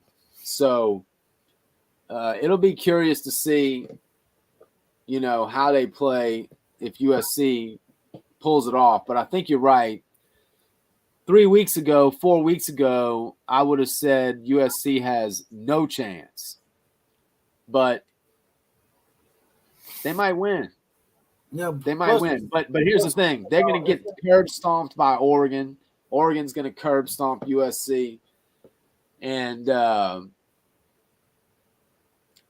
who else do they play? They got Oregon and Washington, Oregon. There's someone else. Oh, UCLA. John Ritchie says Rutgers over Ohio State, maybe, and Kansas State over Texas. I like the K-State call over Texas. I like that one a lot. Y'all might end up having to play Iowa State again, because Iowa State's on. That's very possible. It's not but let's just get through Oklahoma State first before we start worrying about. It might not be Oklahoma or Texas in there. That's what I'm saying. It might be Oklahoma State and Iowa State before it's all said. The thing about it is, if y'all keep losing, y'all might play a USC in a bowl game. That'd be fine with me. I'd take our chances against USC any day of the week. Y'all play USC in a bowl game, we got to go. I'm in. Man, I'm going to get me some Skittle shitter shirts. I'm going to wear them some bitches. I'm gonna get a Lever. Where's Lever Crawford shirt? Yeah. Where's Lonely? Yeah, Lonely's All right. So LSU does not have a chance of upsetting Alabama. I know some people are going to say that they do, but they don't. Texas losing to Kansas State is very much a possibility. I think Ole Miss rolls A&M. Notre Dame is going to roll Clemson. I just don't see Clemson winning that game. Maybe I'm wrong. Clemson may not go to a bowl game. Here's the thing: Does Missouri have a chance against Georgia? I mean, they're at home. Georgia's at home, so it seems unlikely. If it wasn't in Athens, I'd say yeah. But because they almost beat Georgia last year, they had Georgia beat last year, and they let Georgia get out of there with a victory. They should have won that game. That's right. It would really, really, really, really make me very happy if Missouri beat the Georgia hedge pissers. I'm telling you right now, I would really love that. Not as much as I'd love to see the Skittle Shitters continue to lose, or Colorado to continue to lose. Who's Colorado play this week? They off? Colorado plays at home against Oregon State. That is a monster loss coming Deion's way. And UCLA, here's the other last upset that I could see happening in the top 25. I could see the Desert Swarm defense of Arizona. I could see, although it's not really their defense, I don't think that's really their strong point this year. But anyway, I could see Arizona upsetting UCLA at home this week. Riley's going to Las Vegas. You talking about the Las Vegas Bowl? Because I know you ain't talking about Vegas Raiders. He's talking about the Raiders. If he goes to the Raiders, if they hire him, that'd be something the Raiders would do. But it would be dumb, especially as a head coach. Now, offensive coordinator, sure. I'd give him a shot at offensive coordinator. Yeah, but weren't the Raiders one of the teams that Caleb said he would play for? Or was that one of the teams he said he wouldn't play for? I thought, it was. It's the Raiders, right? That's right. They need a quarterback. They need a coach. Of course, he said San Francisco, too, because that's the home of the most Skittle Shitters in the world. He ain't going to San Francisco. I hate San Francisco, man. I hate that city. I don't see that happening. I hope it doesn't happen. I saw something earlier today on John Gruden about how, he's suing the NFL that they leaked those emails and that he's not going to settle, that he wants to take down Roger Goodell. He said that they leaked that shit and they destroyed him.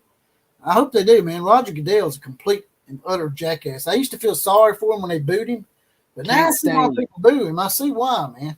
Yeah, can't stand him. And you know what drives me? Getting into the whole fake thing. You want to know one of the things that drives me nuts when Roger Goodell does it every year. I got to see it. Anytime when the draft is going on, and a kid gets drafted to a team, and they come up on stage, that he gives them the jersey, and then he gives them that hug and daps them on the back like he does, and hits them up. Dude, it just drives me nuts. You a old white dude. What are you trying to do, man? It's over the top. Get up there. Yeah, it's ridiculous. It's so disingenuous, man. Don't try to. You're not relating to those guys. Those guys don't see you as one of them. They see you as the head white dude of the league that they play for. That's all they see. So you ain't got to be trying to act like you're cool, Roger, because you're not cool. Cringy, man. It's cringy, man. It's almost like when some white guy tries to talk Ebonics or some shit. Yeah. Yes. Yes. It's very much like that. It drives me nuts, man. Just go hand the dude his jersey and congratulate him, shake his hand, instead of trying to act like you one of the boys. If USC beats Washington, it would help the Big 12 get in the playoffs. It would probably help a lot of people if Washington were to lose, but then you're going to hear talk about USC could be the first two-loss team to get in the playoffs. No way. Watch and see. They beat Washington. They've been talking that shit because they're already talking it on the local USC channels, I heard, that if they beat Washington, they'll be right back in the mix because they would still be alive to win the Pac-12 title. Dude, here's the thing. The Pac-12, we deserve to be in. Here's the thing. Neither one of those teams, I don't think Washington gets by Oregon if they play again, and I know USC ain't beating Oregon. Oregon's legit. I don't think they may not be a powerhouse, but they should beat USC's ass, and that's a fact. So I ain't worried about USC. Ain't doing nothing. USC is going to lose multiple times before this year is over with. Again, more. They're going to lose more. So I see the fear in Lincoln's eyes. I see the doubt in his eyes. He has been shaken. His little punk ass, he didn't realize he could fall from grace so quickly, but he has. And I see him shaking in his boots when he's talking to the press, because he knows he's been saying the same stupid things after all his stupid losses, going all the way back to when he became the head coach in Oklahoma. We're close. We played a great game. He got hyped up by Colin Coward and a bunch of the media out there that made him believe that, he was untouchable. He could say anything he wanted. And then there's people like me and you and the Outlaw Posse. We started grilling the hell out of his ass. And now it's just like people are starting to see what we saw. Oh, yeah. And he's just, man, there's very few people that burn me like Riley does now. God, I just can't stand to listen to him. I think he's a pathological liar. Copenhagen says Outlaw still disagree that the defense has been the problem. However, you're not wrong. It has regressed, and that won't cut it in the SEC. Firing Levy is an overreaction. It's not just him. Now, I'm just saying, man, I'm not really saying it was the defense's fault. I was playing devil's advocate because everybody was trying to pile on Levy. And all I'm saying is it's not all Levy's fault. That's all I was saying. I wasn't saying it was the defense's fault. I'm just saying that the defense is just as much at fault. Here's what you can say about the defense. They put the team in position to win the game. And they also, at the same time, what is also true is they played a very inconsistent game with some big mistakes. So the defense had just as much to do with the loss as the offense. The offense, honestly, throughout the year, the offense has performed at a higher level consistently than the defense. That's just factual. Go look at the ranking of the offense and the categories that they still are up near the top of the country in multiple categories. And the defense, not quite as consistent, but still has shown great improvement and growth. And that's all. That's all that matters, man. They continue to recruit high. I say this all the time. If they continue to recruit at a high level, at an elite level, at a top 6 or 7 level, they're going to be just fine. We got another college football sister in here. I'd like to get more females in here because they're a little more passionate than we are sometimes. And I like to see that passion. But she says there's no way Lincoln Riley will be able to out-coach Dan Lanning. Yeah, I completely agree. Although they're not playing Oregon this week, they're playing Washington. But you're right. If they get past Washington, they definitely won't get past Oregon. So that talk about getting in the playoffs is the first 2-loss team will go completely down the draino.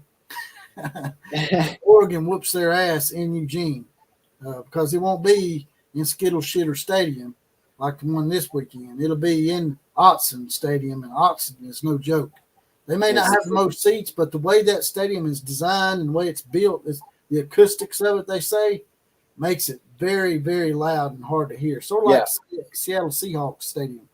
Yep. No, its reputation is that it's a very hard stadium to play in if you're the visiting team. And, that makes a big difference.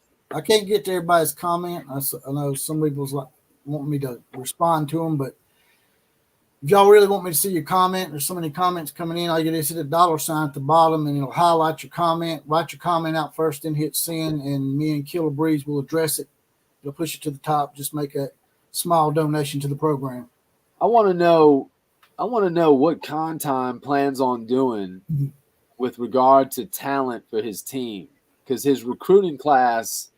I mean, listen, anything can happen, but he's in a bad spot right now. And I don't hear about a lot of highly rated recruits that are still planning on going to Colorado. There's not really a ton of them left on on the table. So even if he ran the table with what's left, he's still going to have a small class. Like at the end of the day, one of the biggest criticisms with Deion, whether you agree with how he got rid of those players or not, which I don't, but whether you do or not, he put himself just his blue chip ratio is non-existent, and just his overall talent is just low. He's got to have better players on the team. So what the hell is he planning on doing about recruiting? I mean, they're like in the low 60s. I mean, the high 60s, excuse me. He's got 9 recruits. What's he going to do? I think it's like my buddy Chris said today when I was talking to him about it. He may be right on this. He said that he thinks that he's just going to be coaching there until his kids graduate and he's dipping, whether he has to go somewhere else or not, because he said he's followed his kids throughout their careers from Pee Wee to high school to Jackson State, now to Colorado. He's followed his kids everywhere. I always thought, I mean, look, Deion never passes up an opportunity to gloss himself. But I always felt like the main drive behind him going from Jackson State to Colorado was to get his kids from the HBCU league to a Power 5 school.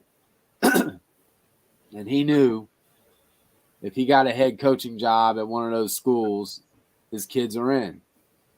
And I could totally see him bouncing after they leave, after they're done. Miss Mary Caroline is in the house. Is that the female you were referring to? Yeah, I already called her out. John Christophic has another nickname.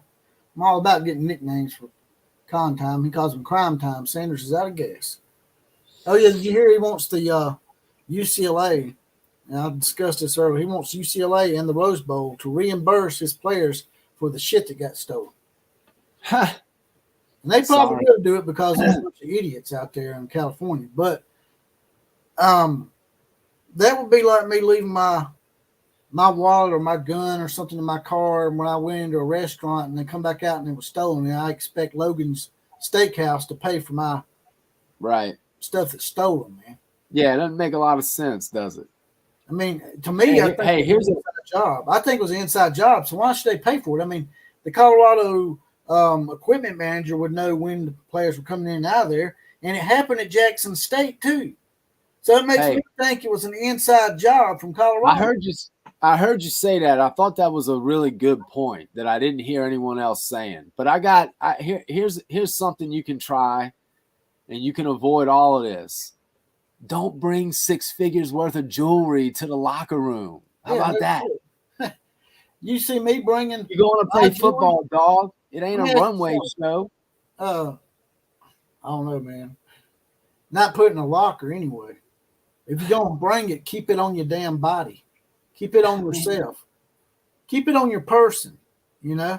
Don't put that shit in a locker. In California, in the greater Los Angeles area where the crime is just rampant. Come on, I mean, anywhere. I mean, you know, locker rooms are not that hard to get into by and large. You know, I mean, it ain't like you got that stuff at the Arizona State and showing you bling bling, and people are like, come on, I'm gonna take that. I'm gonna gank that. I'm gonna get that. That's gonna be that's part of the problem, man. It's like, did you ever see there's a couple of YouTube videos of there's a pastor, I think he's in New York City maybe, who wore like, I don't know, man, how much money's worth of jewelry around his neck when he preached. And they had some dudes that rolled up because he was always on TV showing all this jewelry on him and on his when he was preaching, and they busted up into the church with the service going on and everything and robbed him on the spot. There is no line from the altar, man.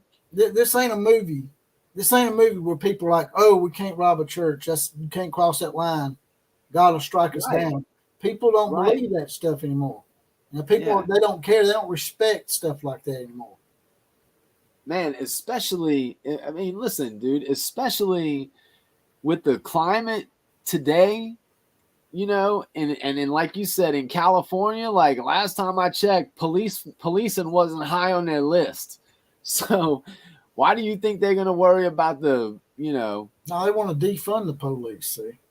Right. And then when something happens like Right. that, they're like, where's the police? Ain't Right. no damn police. Y'all ain't paid nobody. What the hell you think's going to happen? You better go get you a stick or something to fight yourself off because they probably just stole your gun too, you know. Probably. Jack Acker says his predictions are Oregon will get revenge on Georgia. I guess you're saying the playoffs. OU will beat Texas again, and USC will get clapped by another G5. Who said that? Maybe Wyoming. Yeah. It won't be. I don't think it'll be Wyoming. I think it'll be Air Force right now. I think Air Force has the inside track on the G5 bid, which I really like that. I really would love to see Air Force play in a big time bowl. One of the I would too. military I would schools. too. Yeah, I like them that. schools are hard to stop. You're not used to playing that wishbone type offense, and that shit's hard to stop. I think Air Force still runs wishbone. I'm not sure. They do. It's funny you say that because that was one of the things that I was picking up when I was watching that 85 game between Nebraska and Oklahoma. Was watching Holloway run the triple option. Man, it was a different time in football. You know, it's funny. It's funny how much the game has changed. You know why big time programs don't run the wishbone anymore? Why? Because it's not cohesive to put your players in the NFL. In my opinion. Well, it's also, man, you know, it's easier to stop the wishbone than it is to stop a great passing attack. That's just. Yeah, but if you don't see the wishbone and it's something that you just never no, you're right. If makes it it's harder to stop. 100%.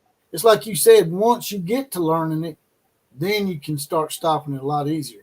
Well, I can just tell you this, as a dedicated Oklahoma fan, Oklahoma ran the wishbone as well as anyone has ever run it, maybe better than anyone has ever run it before. And I watched them get to the point where they couldn't beat Miami. And Miami was throwing it all over the place with Steve Walsh and Bernie Kosar and freaking, you know, all those guys. And man, we just couldn't get past them. It was so frustrating. And, you know, I think that's why it just kind of died away. But to your point, if you don't face it, it certainly can be a very potent offense if you don't know how to stop it.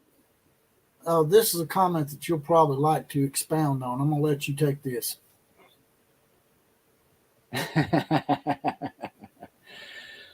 Coach Prime doesn't need recruits.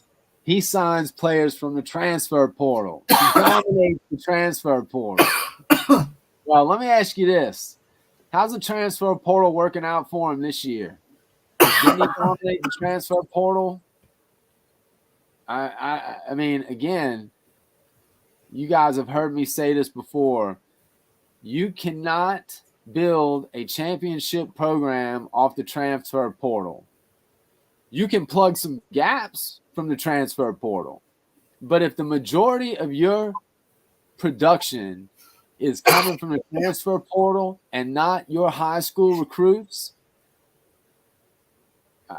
maybe you get lucky one year. Like, I mean, the sun shines on a dog's ass every once in a while, I guess. Yeah, but or you could go 4-4, like Colorado. Right. See, because I just think it just doesn't work, man.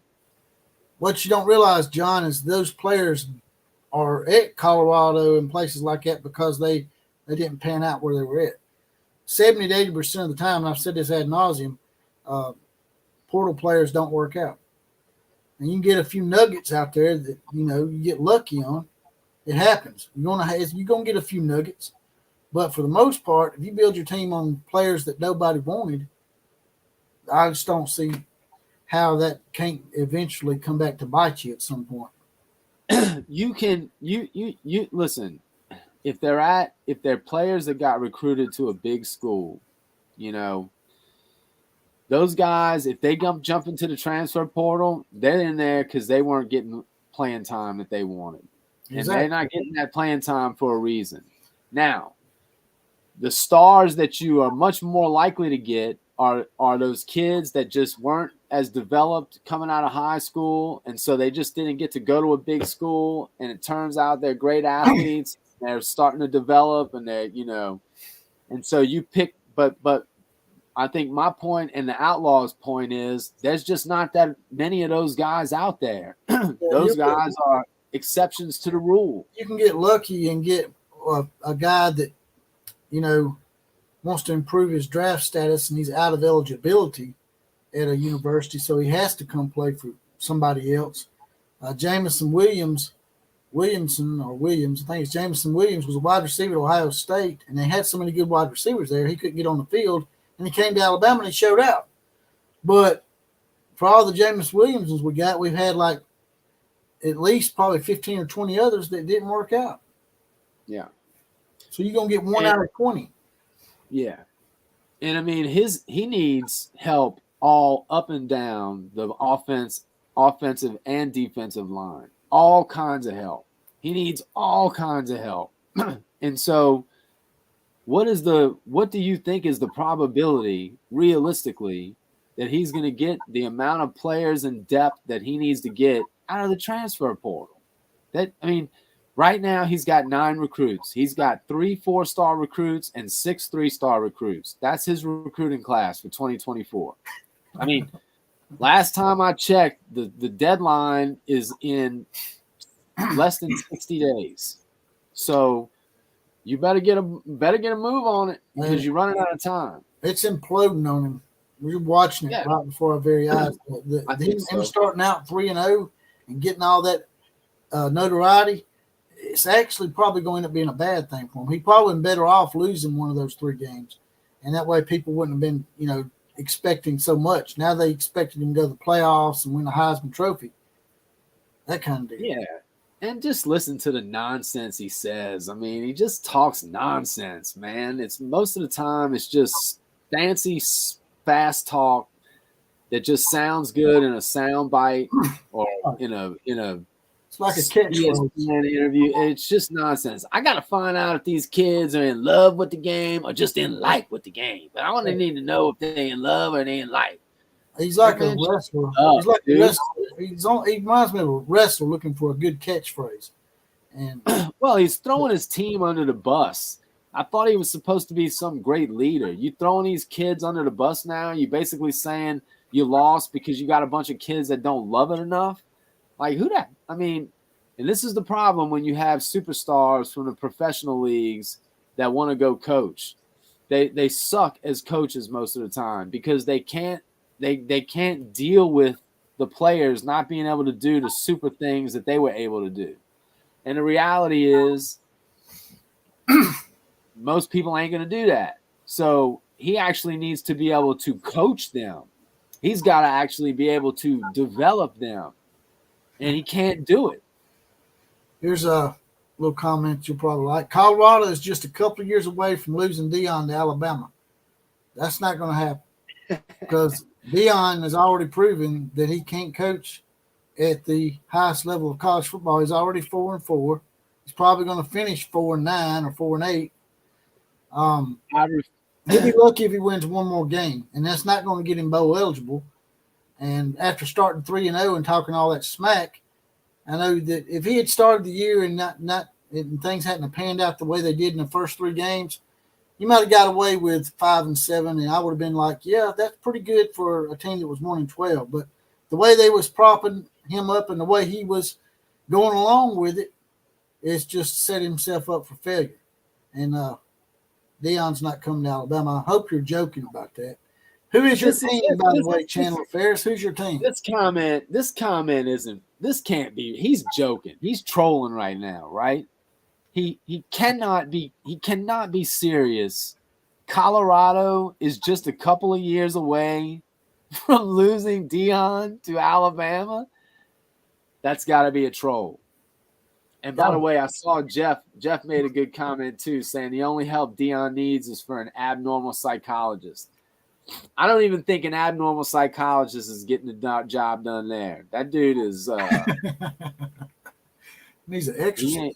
He ain't coming back from where he's at. He needs an exorcism, right? Yeah. Amongst other things. And you bring up a good point, man, about him saying that the kids just don't love it enough. Well, maybe you just don't coach them up enough, Deion. Right. Maybe you're not doing your job as a coach. You ever thought about that, jackass? Just because you can go out there and cover a wide receiver doesn't mean you can coach an entire football team. And like I told Kuz earlier in our conversations, that's one of the main problems I have with him is he wants to just jump in and be a head coach. He didn't want to work his way up. He didn't want to be an assistant. He didn't want to be a coordinator. He wanted to be the head coach, the king dingling right out of the gate. And he got that at Jackson State because they wanted the notoriety, and they got it. So same thing with Colorado, short-term notoriety. But how's it going to affect your program 5 years from now? I mean, he's gonna leave Colorado, and they're not going to be better for it. They're going to be back to where they were. Well, maybe they get a better coach. I mean, I guess it's possible, but Deion's not long in the tooth for Colorado. Deion is a city guy and a Florida guy, and I can promise you his ass ain't staying in the cold mountains for a long time. Jack Acker says, fun fact, the Utah Utes kicker that made the game-winning field goal against USC was cut by Deion Sanders. That's pretty cool. That's pretty cool. So basically what you're telling me here, Jack, is that Deion cannot evaluate high school recruits, and he can't evaluate the transfer portal. Right? Is that what you're telling me? It sure sounds like it. That's what it sounds like to me.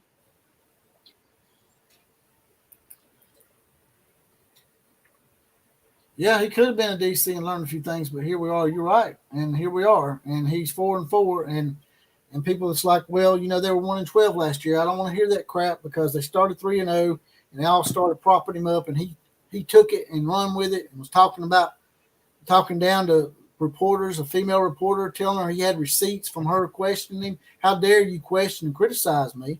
I'm the great Deion Sanders. That shit just pisses me off when them coaches do that, whether it be Nick Saban or anybody. Nobody's beyond reproach of being questioned, man. Nobody's perfect. Just because you're a legendary coach coaching a bunch of guys that chase balls around don't mean that you are beyond reproach. Never. That's what happens with these coaches, man. They get that God complex, just like Joe Paterno did. Thought he could just get away with that crap with Sandusky. I'm going on a tangent. It's terrible. No. It's the truth, though. That's the problem. You got to keep that in check. Teresa's in the house, man. Teresa's here. Why are you so late to the party? You know, I told you about them tardies, right? You know, back in the old days, when I went to school, you could paddle them. You had a choice. You could go to detention for a few days, or you could get a paddling right then. We didn't get a choice. We're gonna get one of them boards. I'm gonna go buy one of them boards with holes in it, like my teacher. Yeah, I was about to say you gotta drill the holes. Run up in here late. It's gonna be like, wow. Yeah, you got to drill the holes in it, man. You know you had to drill the holes. What's up, Loves Eagles? So you love the Eagles? You're talking about the Philadelphia Eagles? Is that what your name refers to?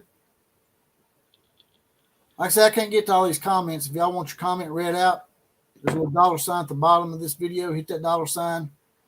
Write your comment out, then send it. Make a donation. And it'll highlight it for you. Also, you'll see people in here with their badges. Like right now, I see Fred Bagley. If you want to be an outlaw posse, it's $2.99 a month, 75 cents a week. You get your badge. You get deputized. You get a random Four Horsemen shout out on the podcast, as well as possibly the comment of the day. Eric Mofield says he's going to make me one. You know, Eric, by the way, I'll show you this real quick. Oh, Eric Mofield. I need to start doing him some more commercials too, by the way. I haven't forgot about you, Eric. I just ain't had time to redo that commercial I did for you. Oh, is that board? That's that cutting board right there that Eric Mofield gave me. If you want to write your information out in the comments section, Eric, you're more than welcome to. Also, when this podcast or this live stream goes off the air, these comments will all disappear, Eric. So what you can do is after the live stream, Pin it in the comments. you can go in the comments section. It'll upload it as a podcast, and you can put it in the comment section there as well and give them your information so you can make some sales. I think you can pin that address up at the top of the comments section too of the video as well. Yes, that's a good idea. I didn't think about that. I got your information in here. I got your cards, your business cards. I'll start pinning your stuff up. I might even run across this scroll down here too next time. I got a scroll down here for the VIP donors. I can also put people that donated product to the show and try to get y'all some business. But there's also a guy, there's an Oregon guy, if I could find it. I don't know what I've done with it. There's an Oregon guy, Matt McWilliams. I don't know if he's in here or not, but he made this for me. Oh, wow. So I've been getting a lot of signs and boards and stuff made for me. That's cool, man. Yeah. You got to hang that on the wall. I know, man. It's got these small holes in it right here. I'm going to have to get some of them thin nails and nail it to the wall back here. Just put it up here like this or something. Yeah, man. For sure. That's real nice. I mean, it's probably pretty expensive. It looks nice. These boards, I think, I think Eric sells them about $120 a piece. I know that you showed me pictures of it when you first got it sent to you, man. It looks great. All right, Teresa, what's your prediction on the score this weekend? He's gonna put our faces on the board. Find your face on the board. I don't know. You can only, you can't polish a turd, Eric. That's right. There's only so much you can do. Let me color my beard first. My wife's gonna buy me some just for men tonight. Don't put no gray hair on me now. I just roll with it, man. I just said screw it. My wife's been trying to talk me into coloring it. Nah. You just gotta roll with it, man. There's no sense in trying to change the inevitable. It's coming. I wish shit would all just turn white.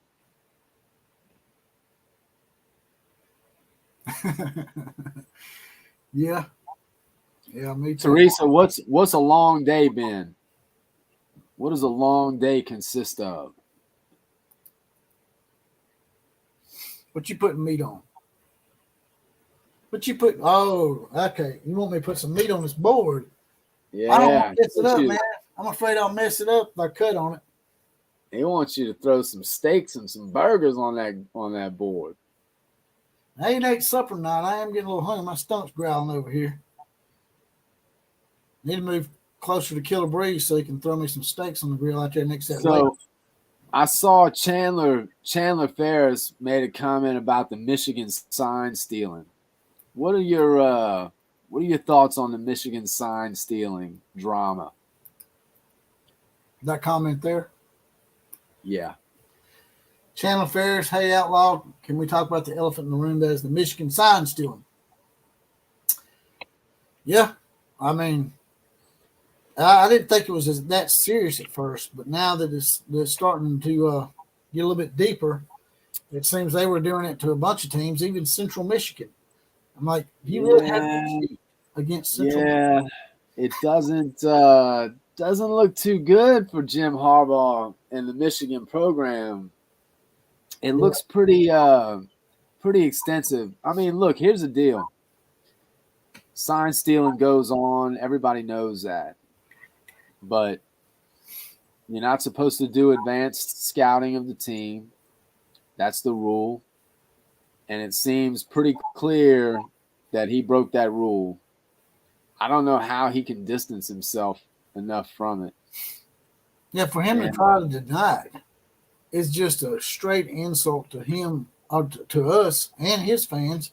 If I was Michigan people, I'd be insulted that he would actually think that I would believe that shit. Yeah. Yeah, it's not good. It's not good, you know. He doesn't. That's what I'm saying. It just doesn't look good for him, you know, at all.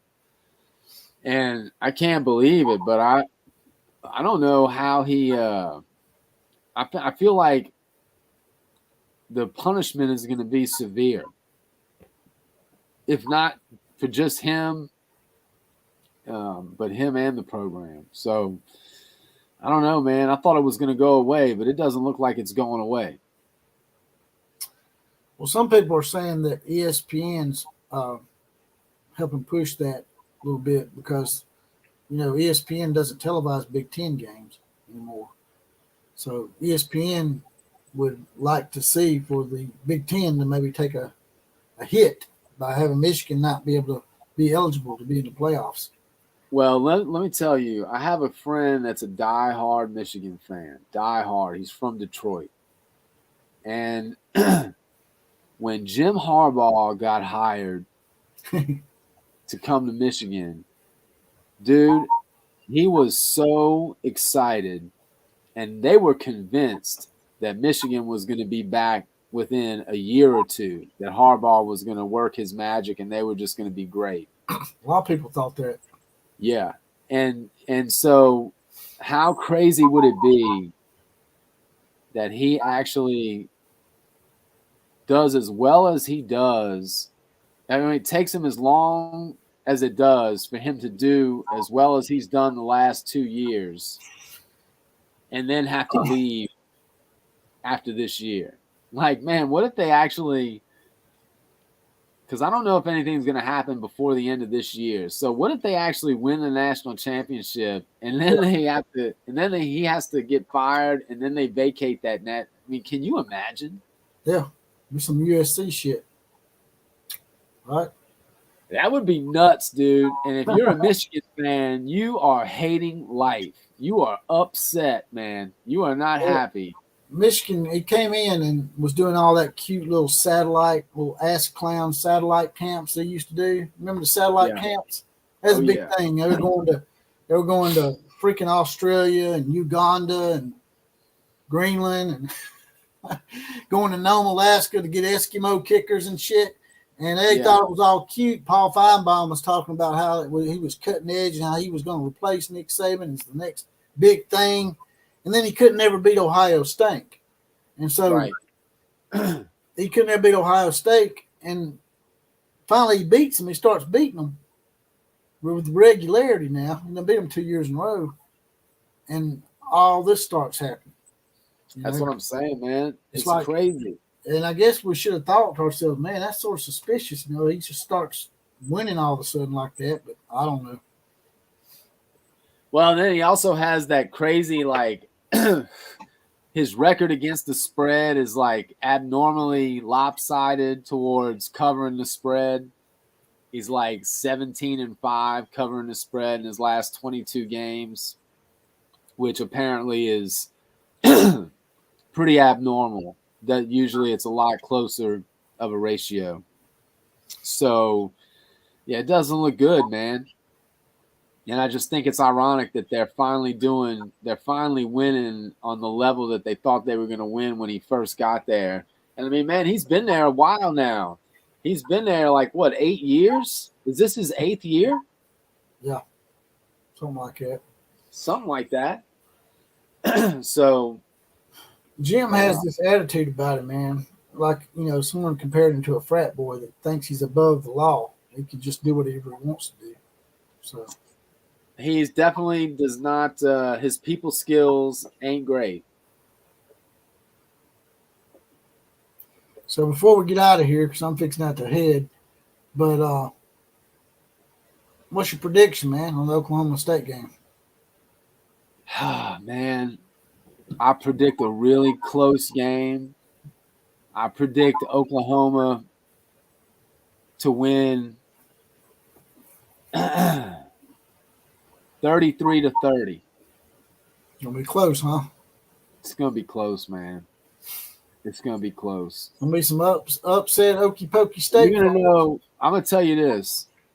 We're gonna know real quick whether it's gonna be a long day or not. If Ollie Gordon starts off the game breaking off 20 and 30-yard runs, it's gonna be a long day.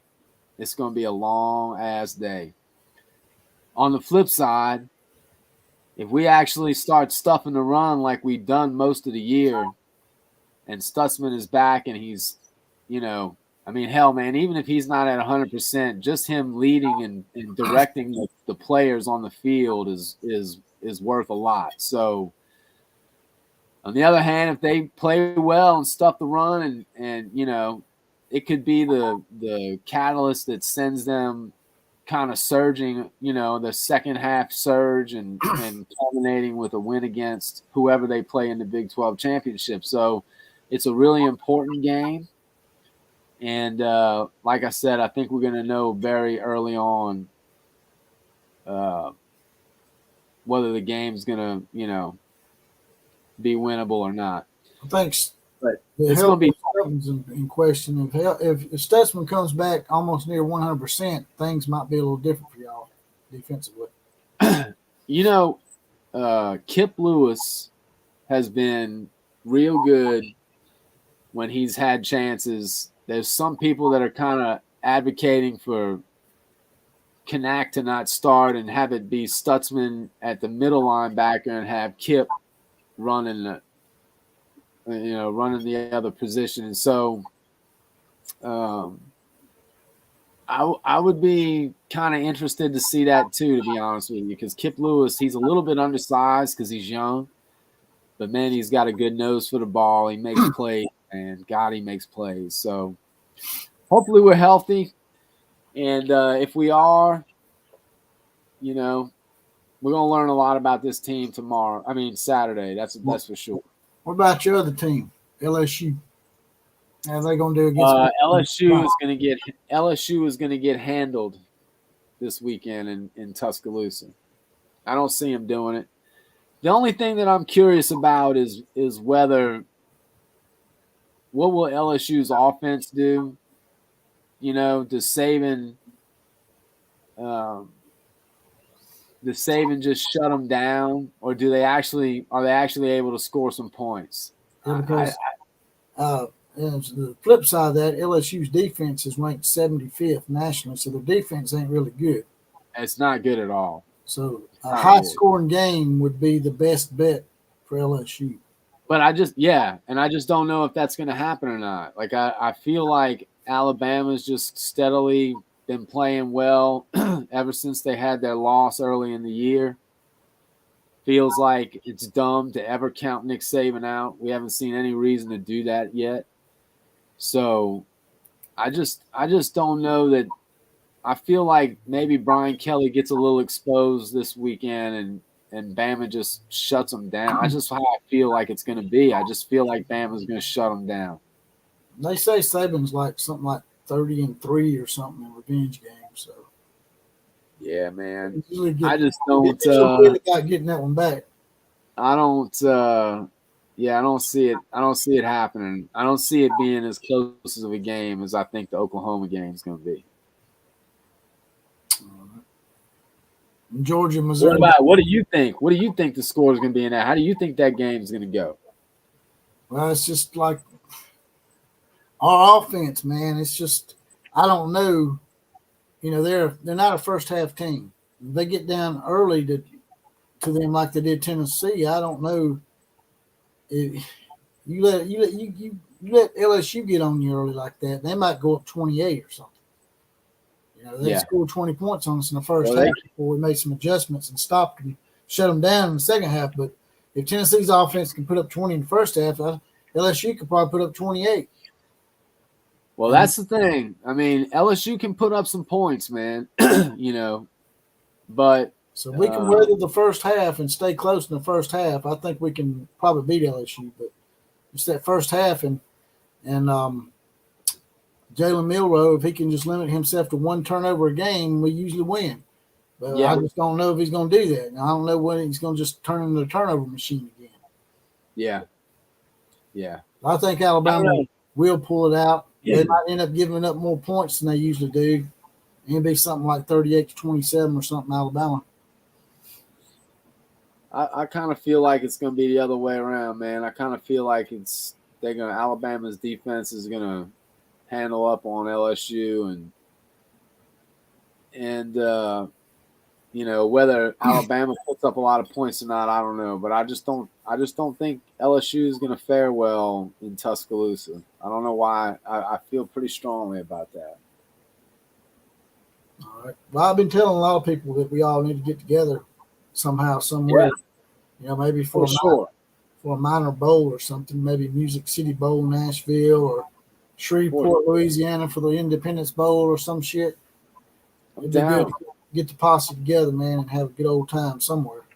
Yeah, man, I'm down. It's good. It's good hanging out tonight, man. Hope the Outlaw Posse is doing well. And I'm sure I'll see y'all again sometime soon. All right, brother. Take care. I'll talk to you later. Take it easy, man.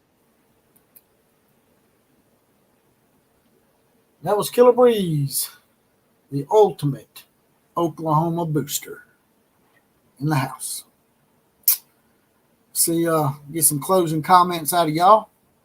Also, if you don't mind, after this show, this thing will go to podcast. And if you want to give a donation to the show, there'll be a little heart with a $sign underneath it. Once it goes to podcast, you can make a donation to the show that way. You can also join the Outlaw Posse. As I've said before, you want to get your badge, get deputized, get your random 4 horseman shout out, as well as be the comment of the day. It's just a little join button, next subscribe button. Stop at $2.99 a month, 75 cents a week. Richard Young thinks Alabama's going to win.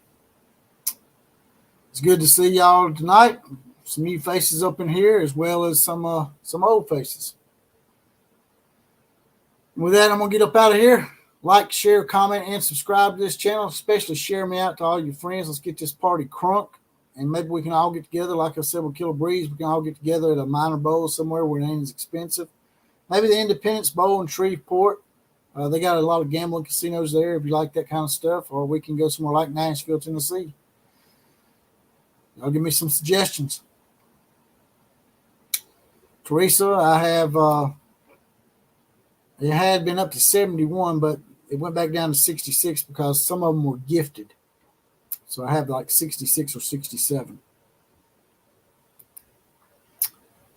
All right, brothers and sisters. We'll end this with Jack Acker. TC runs the table and wins the natty. Not. Sound like USC fans out there. We beat Washington. We're going to win national championship. Nah, Lord, you ain't got to get no weight off, girl. People like women thick these days. I like our women to be a little thick. Good to see all y'all. Mary Carolyn Grassetti graduated from Stillwell, which is northeast of Tulsa. All right, then. Y'all giving out graduation information. All right, brothers and sisters, y'all take care. I'm out of here. KMCA to all the other teams. Class is now officially dismissed.